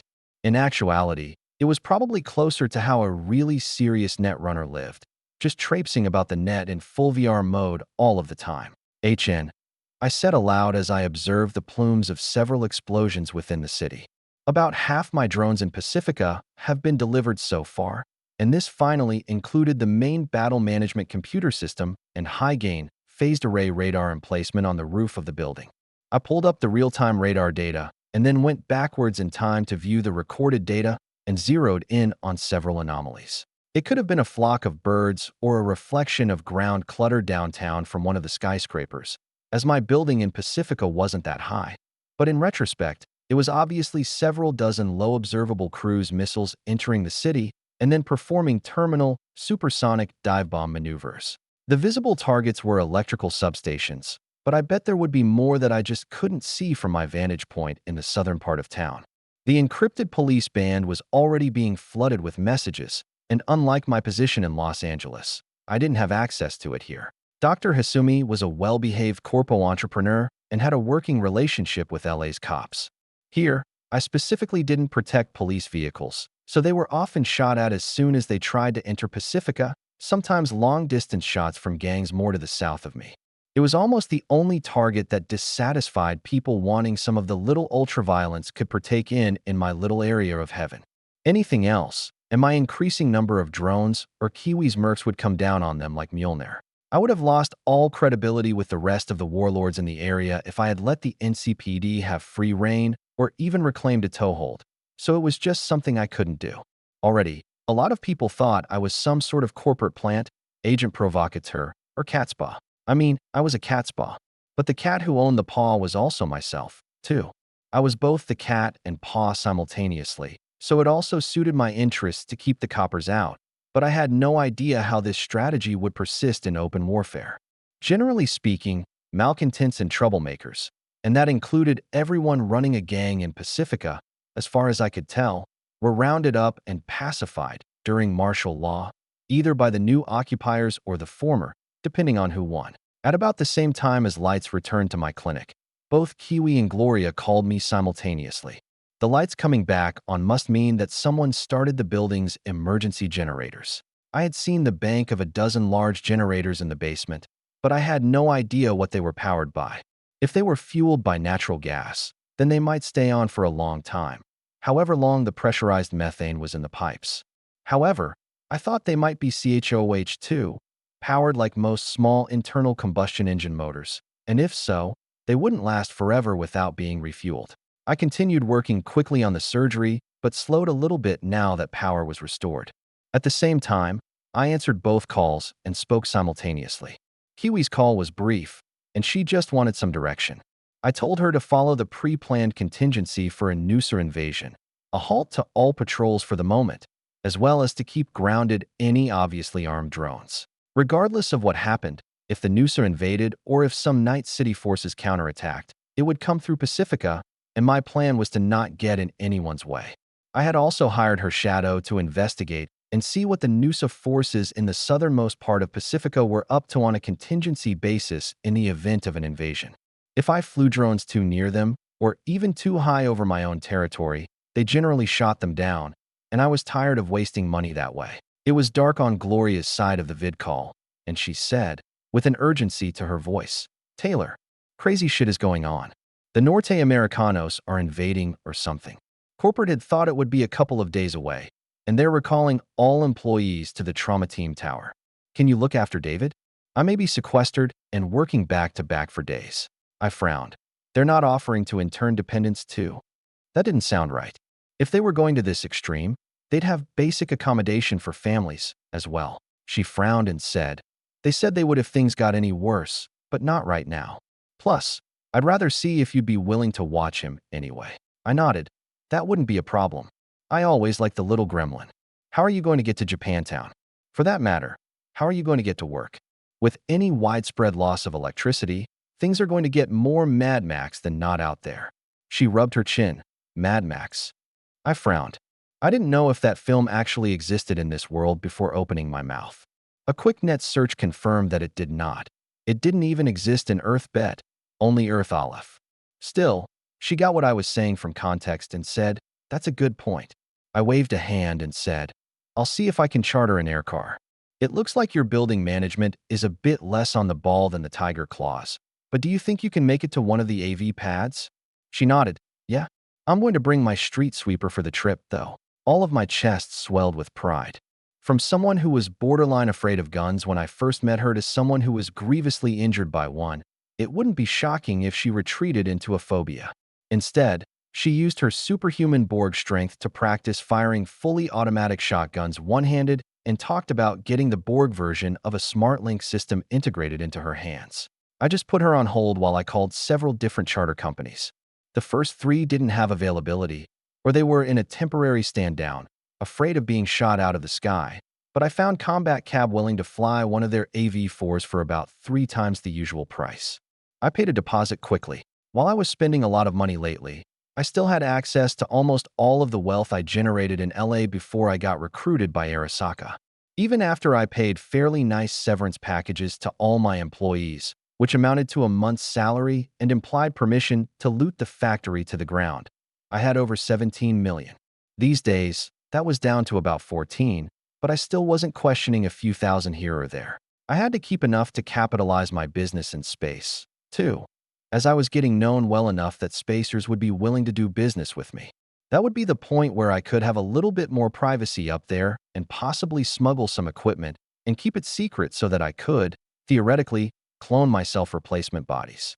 As it was now, if things went to utter shit on the planet Earth, I wouldn't be able to create replacements in space for quite a long time. I wasn't really making much money, more surviving off the money I had already made, although my digital currency tumbling service was still making fairly good profits every month. Running one of those systems necessitated a rather large amount of liquid funds, though. Money was a weird thing. Once you reached a certain point of critical mass, it seemed to accumulate faster than one person could spend it. I was surprised that people still used it, as it was pretty well understood that it was Dr. Hasumi's Tumblr in Los Angeles, and everybody knew I was working for new management now. I pulled Gloria's vidcall back up in time to hear a single gunshot blast and hear her yell, "Stay the fuck back." Whoa, she must have started moving before I actually confirmed the AV was coming. Also, she was using warning shots, which I didn't approve of. Unless, of course, her warning shot was shooting one of the ne'er-do-wells as an objective lesson to the surviving pack, in which case I did approve of it. I expected her to be highly dangerous if she was trailing little David with her. Historically, she was the type to try to de-escalate things, even if doing so was taking risks upon herself. However, she would have gone wild to protect David even before she was born again hard.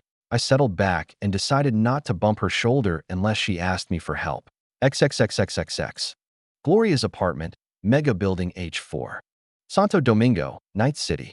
"So how was school today?" Gloria asked pleasantly, momentarily pausing in the kitchen while she was finishing up some stir-fry in a large wok. It was a recipe that Taylor taught her in Los Angeles. At first, she was shocked at the idea of making your own food, as she had always lived in government assistance housing where the only things resembling a kitchen were a microwave and refrigerator. While it was more expensive than buying an XXL burrito, it definitely tasted better and was better for you, especially recently, when actual vegetables were getting cheaper, including the red bell peppers she was cooking right now. The news had been talking about how this was likely as a large percentage of arable farmland that had until recently been dedicated to producing CHOH2 was now shifted to produce food.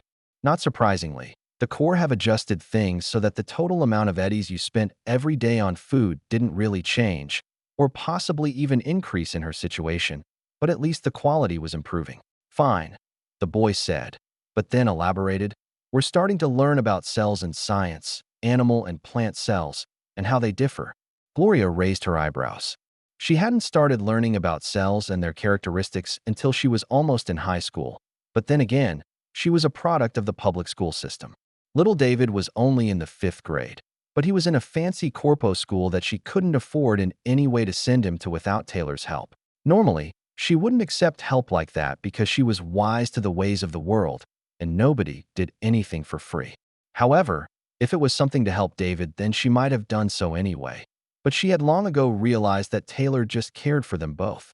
Oh, and possibly still felt a little guilty for indirectly getting her shot and then dragging her to Los Angeles. Really, her getting shot wasn't her fault at all. It was Gloria's. But the younger woman didn't seem to accept that no matter how many times Gloria told her. "I did really well in all of those types of classes," Gloria said smugly. "In fact, it was what allowed me to enroll in a technical high school and graduate with a basic EMT certificate." Little David just stared up at her, and finally, she pouted. "What I'm saying is that if you need help." Suddenly, the lights went out. She barely had time to blink before her low-light vision mode switched over and rendered the kitchen in grayscale. At the same time, she lost connectivity with the net using her standard civilian-level cellular SIM card. But she remained connected to the trauma team intranet and through that VPN, the net, through a separate company-provided card that she had installed in her head, right next to her normal one. Already, text messages were beginning to arrive from the Corp. "Oh, Mom, what's going on?" David asked, sounding unsure and glancing around in the dark. She sat the wok down on the cool side of the stove, walked over, and grabbed a set of large battery-powered flashlights from on top of the refrigerator. A few years ago, she wouldn't have had this type of precaution, but it was amazing how getting shot, dying, and being raised from the dead would do to a girl to get her to consider contingencies. She turned one of the lights on and handed it to David. "Stay still. I'm not sure what is going on, but it's not good." She looked up at the ceiling. There hadn't been a power outage in the building since she was a child, and she remembered that things got pretty bad when that happened. It was pretty common knowledge that a mega building would rapidly descend into ultra-violent rioting if the net connection had a malfunction lasting longer than 4 hours. This was so well known that multi-home network connectivity was considered a safety-critical utility, kind of like gaseous oxygen in a hospital. The fact that not only the building had net access, but also the electricity itself was off was not a good sign. There were supposed to be emergency generators, but they didn't seem to be turning on. "Go get your go bag," she ordered, and then she sat in the kitchen in the dark while reading the messages sent by the trauma team.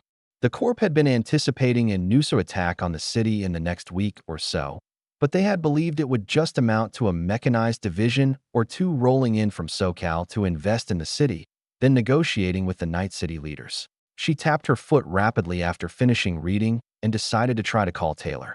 She answered on the first ring, and Gloria said, feeling a bit anxious, "Taylor, crazy shit is going on. The Norte Americanos are invading or something." After finishing her conversation with Taylor, David was back with a bag of clothes and essentials. After almost dying, she had become more worried about things. However, instead of wallowing in on the unsafety of just everything, she decided to take some reasonable precautions for her and David. "Okay, wait here. I'm going to get my bag, and then we have to get upstairs. There will be an air car meeting us and taking us to Aunt Taylor's building, David. Not only is the power still on there, but it will be safer for you as I have to go into work," she explained, getting a serious nod from her little son that made her want to just pinch his cheeks. She grabbed a bag that she had set aside for herself as well. It contained a change of clothes, a couple of MREs for David, a portable charger for her body, as well as a few other sundries. After a moment of indecision, she grabbed David's gun, too. It was a small, suppressed 9mm carbine specifically designed for the size of kids his age, and David was a crack shot with it. She pulled on her own set of body armor and helped David do the same. She was a lot more worried about David than herself. She was already bullet-resistant, but David was what she would call a squish at work. He had the best genetic upgrades that Taylor's money could buy, but that just made him a little stronger, a little quicker, and a little smarter, as well as increased his lifespan. They didn't stop a bullet. After securing his vest, she handed his carbine to him and said seriously, "Do not use this unless we get separated, and then only to save your life. It's just in case." His eyes widened a bit, which hurt her heart. She'd like to spare him the possibility of anything happening to either of them, but that wasn't really something she could do anymore. He nodded rapidly and did a quick function test of the weapon, checking to make sure that it was both loaded and presently set on safe. She took the time to do the same with her own main weapon, a heavy automatic 12-gauge shotgun. It was of the street sweeper variety, with a large drum magazine, and she was strong enough to fire it on fully automatic one-handed like it was a pistol. Finally, she told him their destination and made him repeat it to her twice. If something did happen to her, she didn't like his odds, but they would be a lot better if he actually knew which landing pad to go to. "All right, keep your flashlight off. I can see in the dark, and I don't want to draw attention to us," Gloria ordered, and he nodded, turning his flashlight off and stowing it in his bag. She grabbed his hand and led him out of their apartment and through the hallways. There were other people outside milling about, but she ignored them and continued walking with a purpose to the center of the floor, where both the main elevators and stairs were. Unfortunately, a group of the most obvious of Santo Domingo's thugs were already loitering around, shining everyone who got near with a seriously bright flashlight. They were high school-aged toughs armed with an assortment of things like bats and knives, and they pointed their flashlights at her and David as they approached the door to the stairwell. "Yo, chica, hand over those guns if you know what's good for you. And anything else you might have," leered the one closest to her. The flashlights they had were every bit as bright as the two that she and David had, and they were bright enough to blind or dazzle normal people at short range. They were almost a self-defense tool themselves, but her eyes just shifted to compensate for them, and she could see his grabby hand reaching for the barrel of her shotgun. They were being stupid, as the simplest solution would be to just shoot at each of the lights. That's what she would have had to do if she couldn't see them. Instead, she pulled the barrel of her weapon out of reach and casually stepped towards him, delivering a quick muzzle strike with the shotgun to his throat, which caused him to immediately fall to the ground, gurgling. She spared him a glance and felt that he would survive. Now, to stop the rest, who started yelling invectives and taking steps towards her. At the same time, Taylor called her back again. She answered the vid call, aimed, and fired a shotgun blast into the ceiling above the miscreants' heads. The walls were close to bare cement, so she was worried about ricochets if she fired a warning shot anywhere else. But the drop ceiling absorbed the buckshot fairly easily, although it probably fucked up the now dark lighting fixture. She yelled in her best imitation of the command voice that the drill sergeants used while she was in basic, "Stay the fuck back." Surprisingly, they did, opening a hole through to the stairwell. She kept them at gunpoint until she and David could make it through, backing up through the stairs. After they were in the stairwell, she glanced up briefly before continuing to stare at the door just in case that group of idiots followed them. She said, "Sorry, Tay. Things are a little heated right now. I hope you didn't call me to tell me that you couldn't find someone to pick us up because we're already heading upstairs." "No, I got combat cab to accept a contract. They'll be on the west side AV pad on the 40th floor in 5 minutes." Taylor replied calmly, while simultaneously sending her a digital file which included the reservation information and code words. This made Gloria sigh in relief. She would have really regretted trying to take David up the stairs if there wasn't going to be anything waiting for them. They met a few people who were going downwards, who gave her a wide berth. The fact that she was waving an 8-kilo automatic shotgun in one hand, and easily, was a pretty good indication that she wasn't entirely Ganic, and that made smart people wary all on its own. The 40th floor had another group of toughs out loitering in front of the elevators, but this group was busy trying to open the elevator doors. It seemed that one of the elevators was halfway trapped in between floors with some of their friends on it. That was fine with her, as they were better armed than the ones on her floor, and she didn't want to be stopped by them. The AV was waiting for them, with a crew member in the back aiming a machine gun sort of in the direction of where they stepped out, which caused her to pause. He wasn't pointing the light machine gun at them, but it would take less than a second to traverse it on its pintle mount, so that he was. She stopped a fair bit away from the Aerodyne and yelled out the verification code that Taylor had sent her, green 579er311. The door gunner paused for a moment, then motioned to her and David to board, and she hurried to get aboard. This was an older Aerodyne, and it didn't have the automatic child restraint system that little David really needed, but she tried to get him seated and secured as best she could before she buckled her own belt. It was flown single pilot too, which was a little unusual from her experience, but it was true that the second pilot in trauma team's aircrafts generally worked the weapons systems and electronic warfare suite, which this aircar obviously didn't have. The door gunner nodded and asked, "We got a double drop-off here. One PAX at the Mega Building in Japantown, and another at Trauma Team Tower." She hesitated and then nodded. She had assumed that she would have to make her way to the trauma team from Japantown herself, perhaps calling for a pickup, but this was a lot simpler. The only reason she hesitated was because she didn't like the idea of parting with little David so soon. The AV lifted off the roof and climbed to an altitude about 500 meters above the city. It was a relatively quick flight to Japantown, and she looked out both the window and missing door, where the machine gun was mounted, and sucked her teeth a bit. More than a third of the lights down below were out, and there were fires everywhere. The door gunner noticed her looking and said over the intercom, "It's going to be a bloodbath." "Why would the Noosa do this?" Gloria asked, more rhetorically than anything. The door gunner snorted and shrugged. "My guess is something surprised them, and if the city's forces are stuck dealing with keeping the peace, then they won't be able to do anything else. But hell, if I actually know, ma'am." They were silent the rest of the flight, and Gloria spent the time arranging for a clearance to land on one of the public pads at Trauma Team Tower without them being shot down. She was surprised not to see Taylor waiting for them. Instead, it was the peculiar tiger claw that probably saved her son's life and avenged her, Johnny. David really liked the guy, and she saw his eyes light up when he saw him.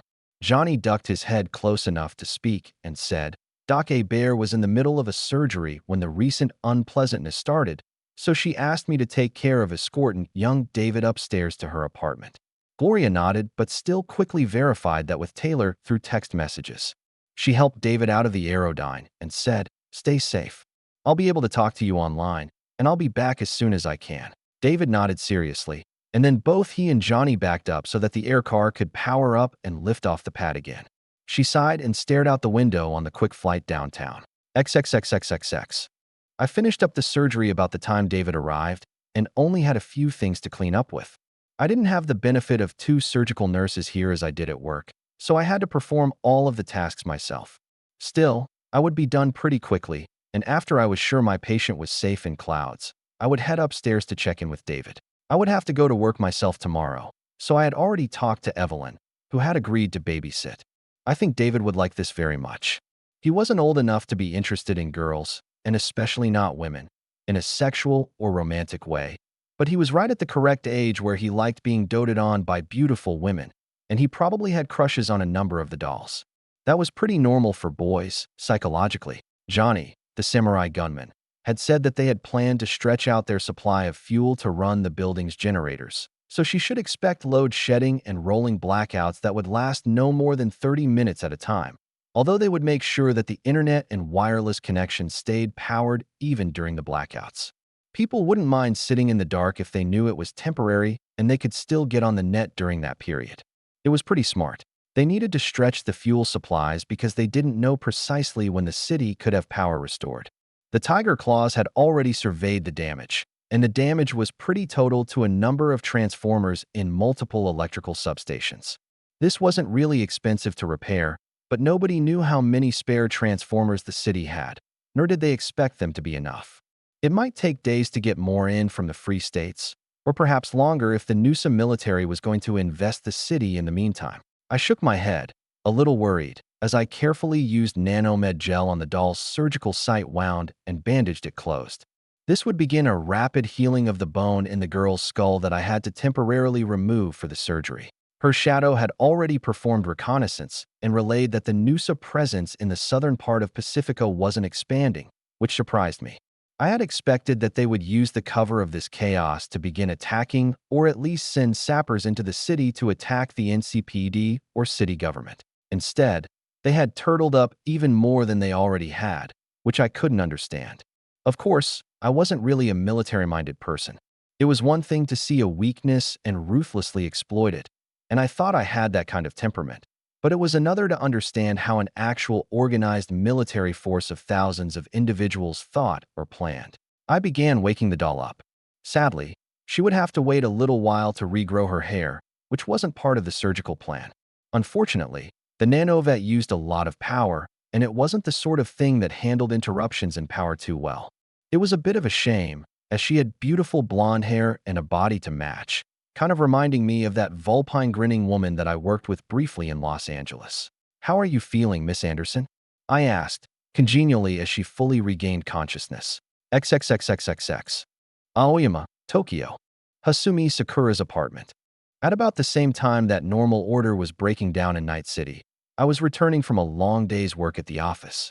It was already in the middle of the night, and I already had a reputation for keeping unusual hours, so I wasn't too surprised when Yuki came into the living room where I was lounging and said, "Hasumi-sama, you have a visitor from Arasaka Intelligence who would like to ask you a few questions. It's a matter of some urgency. Do you wish to see him?" I had entertained a few people from Arasaka at my apartment, so it wasn't out of the ordinary, but this was the first time a spook had knocked at my door. Finally, I nodded and said, "It would be fine. You can show him or her in, Yuki-san. If you'd please make some tea for me and our guest as well."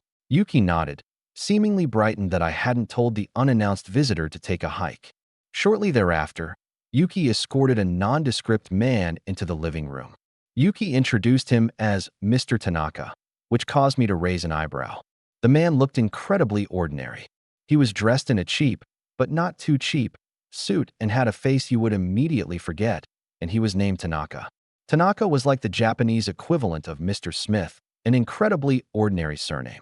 "Tanaka-san, My voice expressed my disbelief, but he just smiled and nodded. Internally, I shrugged and said, "How can I be of assistance? And would you care for some tea?" He took a seat opposite of me and said, "That would be nice, thank you. Something occurred recently, and we're getting the opinions from most of our geneticists this evening, as it has the potential to be a serious issue." I'm not really educated as a geneticist, I temporized, but I was only being polite. My last project for Arasaka involved the modifications to a novel bacterium. It was a successful one, and they were already constructing the first pilot plant to see the effectiveness of the bacteria in recycling metals. In my opinion, it wasn't going to be a wildly successful project, not like the sleep inducers, but it still was going to reduce the costs associated with some metal recycling by over 15%, perhaps more, if they built a lot of the plants and got up into economies of scale. Still, When you consider that many industries were highly mature, a reduction of some costs by 15% was considered a great boon. He smiled and said, "Of course, we're not really interested in credentialism here. You've obviously educated yourself on the subject significantly. Are you aware of the team that is attempting to understand the fuelology?" I nodded, "I am. It wasn't really something that interested me, perhaps when they figured out how the genome was encrypted. Until then, it is probably more of interest to our biocryptologists. That there actually was a field of study called biocryptology was amusing to me." "Ah, of course," he said, and then paused as Yuki brought out the tea service. After Yuki left, he continued, "Something unusual happened today, worldwide, with the algae, and I was hoping I could have your first impressions." I was pretty sure I knew what had happened, but I inclined my head, and he sent me a fairly large packet of data. It was just as I expected, but I let the man explain. All of a sudden, the genome of the algae harvested started to radically change worldwide. "Starting sometime yesterday, or today," I hummed and said. "From first impressions, the genome is smaller by 15%. That isn't natural. So this has to be a genetic switch that has been tripped, causing it to shed some functionality." He nodded. "That is what the team working on it said as well." "Can you speculate as to the reason?" I could do a lot more than that, but I decided to pretend as though I was speculating. "Yes, let me take a look at the scans of the before and after of the actual organism. Looking at the genome is pointless. It's better to look at the organism itself under microscope. Like this is the 19th century again."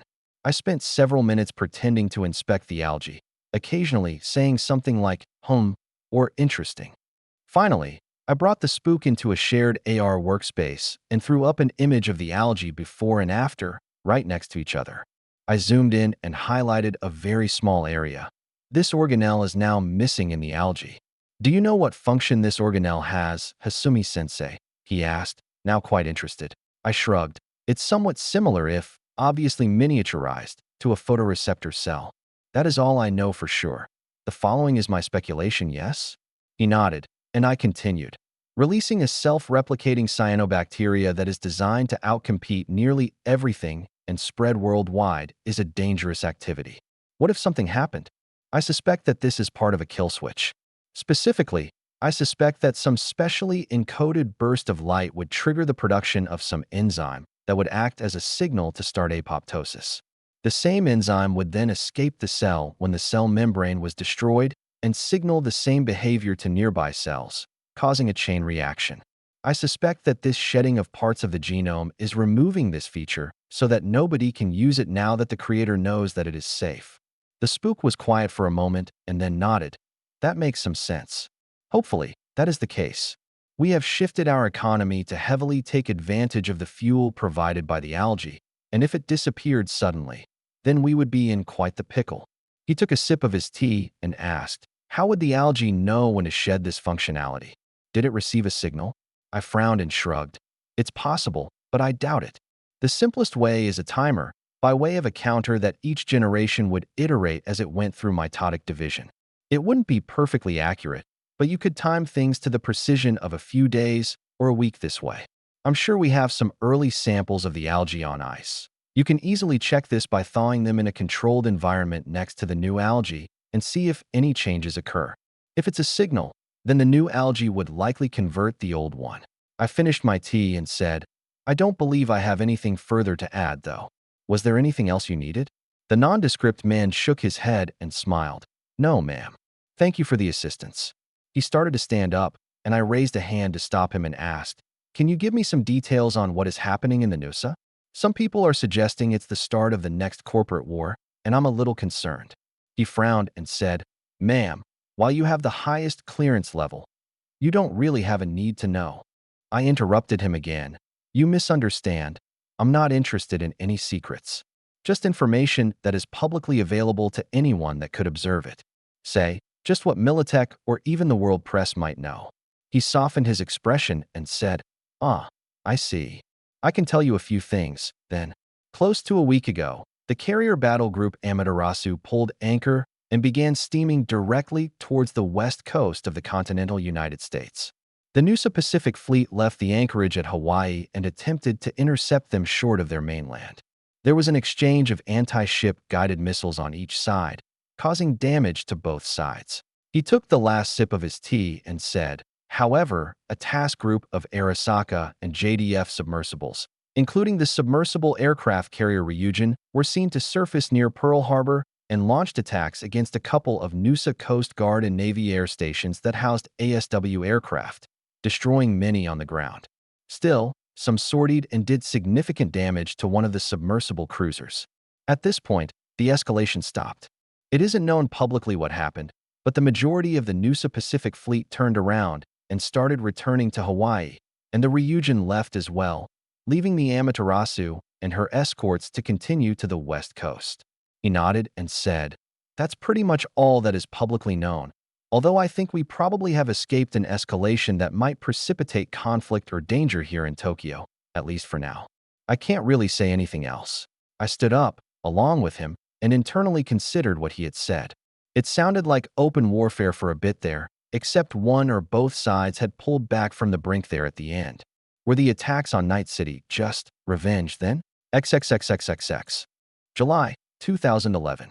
Taylor Hebert's secret Bond villain base, Brockton Bay. Earth Bet. Taylor was conflicted. She was finally trusted enough to perform medical procedures on one of the triumvirate, and it turned out that the only parts she used even a modicum of artistry on were mainly cosmetic. Also, she had been the one who had to convince him to accept the cosmetic treatments. Personally, she would have made the appointment earlier.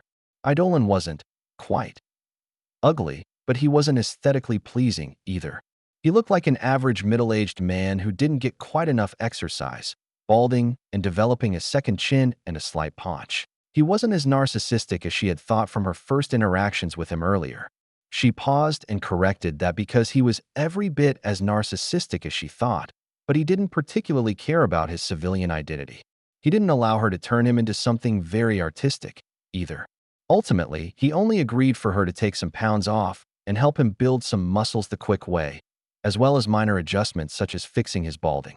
While he was in the tank, she would take care of routine maintenance as well, like the slightly occluded arteries and prehypertension, and even correct the first signs of brain damage that were indicative of incipient dementia. He was shocked when Taylor told him, but he wouldn't have noticed symptoms for decades as long as the progression remained steady. Still, it was better to nip it in the bud now. She had to sell him on the other cosmetic aspects, such as fixing his male-pattern baldness and removing a few wrinkles and crow feet. In other words, he was a man who had almost entirely discarded his civilian identity. Being Eidolon was his life. She thought the main reason he was here was because he was hopeful she could help him with the problem that cannot be mentioned. No, not ED, but PD, power dysfunction. Specifically, the fact that his power was slowly getting weaker. She had been sworn to secrecy.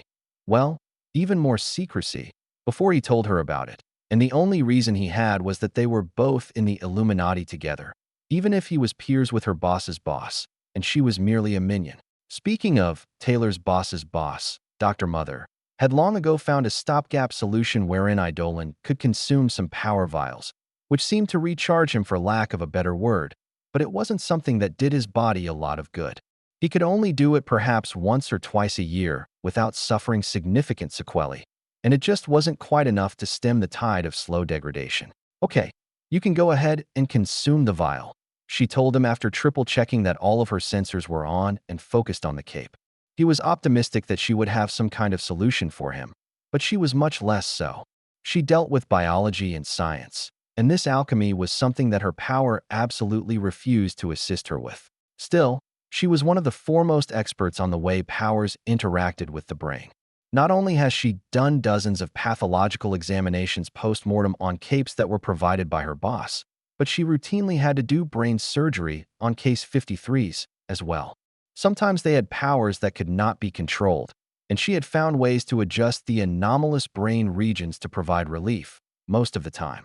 While every parahomin's coronas were unique in some ways, there were a lot of similarities too. Eidolon, here purely in a civilian outfit, nodded and quickly swallowed the vial while Taylor watched readouts of his vitals and real-time medical images of his brain and organs. The process wasn't pleasant for Eidolon. He was too proud to cry out, but she could see the pain and distress in his readouts and made a thoughtful, After things plateaued and she decided she would learn no more, she nodded and tapped a couple of keys on her computer, which caused an infusion to begin running into the fore on Idolin's arm. Within a few seconds, he looked much more at ease and asked, "Did you give me a painkiller?" "I don't need it." She clucked her tongue, her disbelief plainly evident. But she waffled her hand. "Not a traditional painkiller, no. But I have begun running an anti-inflammatory infusion, along with nanomachines, which will stop you from continuing to suffer brain damage. It's the anti-inflammatories that are causing the analgesic effect, as your brain was literally swelling and becoming inflamed." "Brain damage?" he choked. Taylor nodded. "Indeed. I thought you were a bit too young for dementia. I think we've discovered the cause of the brain injuries I saw and repaired." She tapped her fingers on her desk and nodded. "After this, we'll just have to use the medical nanomachines to remove the heavy metals and other toxins that these vials contain. They're a cumulative hazard, and every time you ingest one, it does a number on your liver, like you're swallowing a bottle of acetaminophen." Taylor sighed and looked a little depressed, which he noticed and asked, "What's the problem?" "It's not really a solution to your problem. It's just a Band-Aid. But you should be able to drink a vial every few weeks or more often, so long as you follow the pre- and post-vial directions and take the medicine I'll make up for you," she said while moping. It upset her sense of elegance as a doctor. It was like someone coming in with a complaint of chronic knee pain, and a doctor just prescribed ibuprofen for the pain. A solution, possibly, but not one that actually solved the patient's complaint, merely covered it up. Idolin looked amazed, hopeful, and invigorated. "What do you mean that's not a solution?" "That's amazing," she sighed and said. "I suppose. I still don't know what process causes your power to degrade, and I suspect it isn't anything biological, so I can't really be expected to solve it." Taylor helped him to a comfortable chair and sat with him while a second for that contained nanomachines programmed to find heavy metals and remove them from his body, which she had dissolved in a half-liter of saline. "How is the monster cape?" he asked, seemingly a lot more sociable and affable than when he arrived. Normally, he was all business and never bothered to offer even a little small talk with her at all. Taylor nodded. "She's in a tank on the floor below us, regrowing everything below her belly button. I followed the boss's directions to the letter, and one of the last steps was bisecting her using Armsmaster's nanothorns. I administered the second vial to her myself, as well. She survived that, too. I believe her power has changed considerably. At least, I hope so. I don't want to see how she would generate and spawn clones with a normal female body, anyway." Idolin shuddered at the thought. "Any idea what her power is?" Contessa seemed very interested. "I've asked Ms. Alcott, who has remained here with me. I had to ask her a number of ways over the course of a week, but I'm pretty sure she is going to be a power copier," Taylor said. She then paused and continued. "I'm going to have her test with one of the travelers first. Normally, I would let her copy my power as it is useless without build-up, but her clone of me had all or most of my memories. It would be very problematic if she got my memories, too, in addition to my power." He raised an eyebrow. "That would be bad. You're keeping the girl? She has a very powerful thinker power, I hear." Taylor let out a breath and said, "Her parents disappeared when Leviathan attacked. I'd prefer to return her to them, but she doesn't want to go into protectorate custody. So we're at a bit of an impasse." Privately, she thought that Coyle might have been behind her parents' disappearance. She shrugged and said, "Her power is both very powerful and very problematic, as many strong powers are. I've begun teaching her meditation techniques in the hope that she will gain mastery over them. In the worst case, I'll conduct brain surgery and adjust her gemma to provide more conscious control over when her power is active. I've done this for a half-dozen of our guests, which otherwise would have prevented us from releasing them." Taylor clucked her tongue. "Otherwise, she'd forever be at the mercy of anyone who could incapacitate her by the simple expedient of asking her questions until she faints." Idolin rubbed the top of his head, which used to be a bald spot, and hedged unsurely. "Maybe that wouldn't be so bad if her power really is as strong as you've reported." Taylor clucked her tongue. "We all have to get our hands dirty, sir, but that is no reason to go out of our way to do so." Honestly, Taylor didn't have much of a problem with her organization's activities, as she had learned more of them. Selling powers in a vial was akin to selling arms in her mind, and she grew up a child of the Militech family, so she didn't have any problem with that. Case 53s were all either volunteers or were so injured that the concept of implied consent would apply to experimental medical procedures. Keeping them captive wasn't a good thing, but she was working through the backlog to release as many as she could. They would never be able to release all of them, but she didn't let the perfect get in the way of the good. As far as the vast conspiracy business, well, that's just the way the world had always been run. Eidolon regarded her with steely eyes for a moment before finally nodding. Perhaps you're right. Besides, I sometimes forget that you get more flies with honey. Wow, he really must be feeling better if he was willing to admit to a fault, even a minor one. Taylor thought it helped a lot that he wasn't in costume right now, as he could play it off as not being Eidolon right now. He looked at the empty 4-bag and asked, "Am I good to go?" Taylor nodded. "Yes, sir. I'll have supplies and directions made up for you to take pre- and post-vial, but for now, I'd recommend no more than one a month. Your brain does get really active after you drink it, and I'd like to see more instances before we make it a regular occurrence." He laughed, sounding genuinely happy, pulling out the IVs and not even bothering with a Band-Aid. "I don't think there is any way we'd need to use it more than that.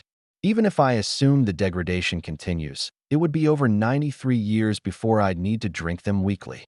Clearly, he had temporarily used a thinker power there, she felt. Taylor hummed non-committally and nodded. Suddenly, his costume was back on. Taylor didn't know if he used a power to construct a costume on the fly or if he had some sort of RPG-like inventory hammer space power to keep it in, but he stood much straighter than before. He nodded once more at her and said, "Door, my office in Houston." Taylor waited several seconds after the doorway closed before gathering all the consumable supplies she used and tossing them into the trash. Anything that might have Eidolon's blood or trace DNA samples, like the needles, swabs, and 4 tubing, though, she incinerated. After leaving her private office, she found Dinah Alcott walking around aimlessly. She pretty much gave the young girl the run of the base, except for the traveler's private area. She had recovered fairly well from the detoxification, but it would still be months more work before Taylor considered her psychological addiction cured. There were treatments that lessened the impact of memories, and she was using them liberally on the girl, who had been inconsolable at the loss of her parents for a week after waking up. Still, she was very resilient. However, the girl was dressed oddly. She was wearing a costume that kind of resembled an old-style nursing uniform, the kind with the pinafore skirt and nursing cap. She had a domino mask on, as well. Taylor stared at her and asked, "Why are you wearing that? And how?" The girl grinned at her and said, "Miss Genesis helped me make it." Apparently, she used to be big into cosplay. "I want to go out with you today. Where are you going?" Taylor raised her eyebrows. She didn't bother asking why. As with this girl, it could be as simple as she was bored to as esoteric as she had to, or Taylor might get hit by a bus. Generally speaking, Taylor acquiesced to all of her requests if they were reasonable once she was sure the little girl wasn't working against her interests. She sighed. "I have the final calibration for Armaster's prosthesis." "He's defiant now," the girl complained. Taylor smirked. "It would be hard to keep calling yourself Armmaster after the video of Leviathan ripping off your arms and beating you about the head and neck with them went viral. Some people would be totally destroyed psychologically by everything that happened. But it seemed to be a tempering that might make the heroic Tinker even more potent, from what she could guess.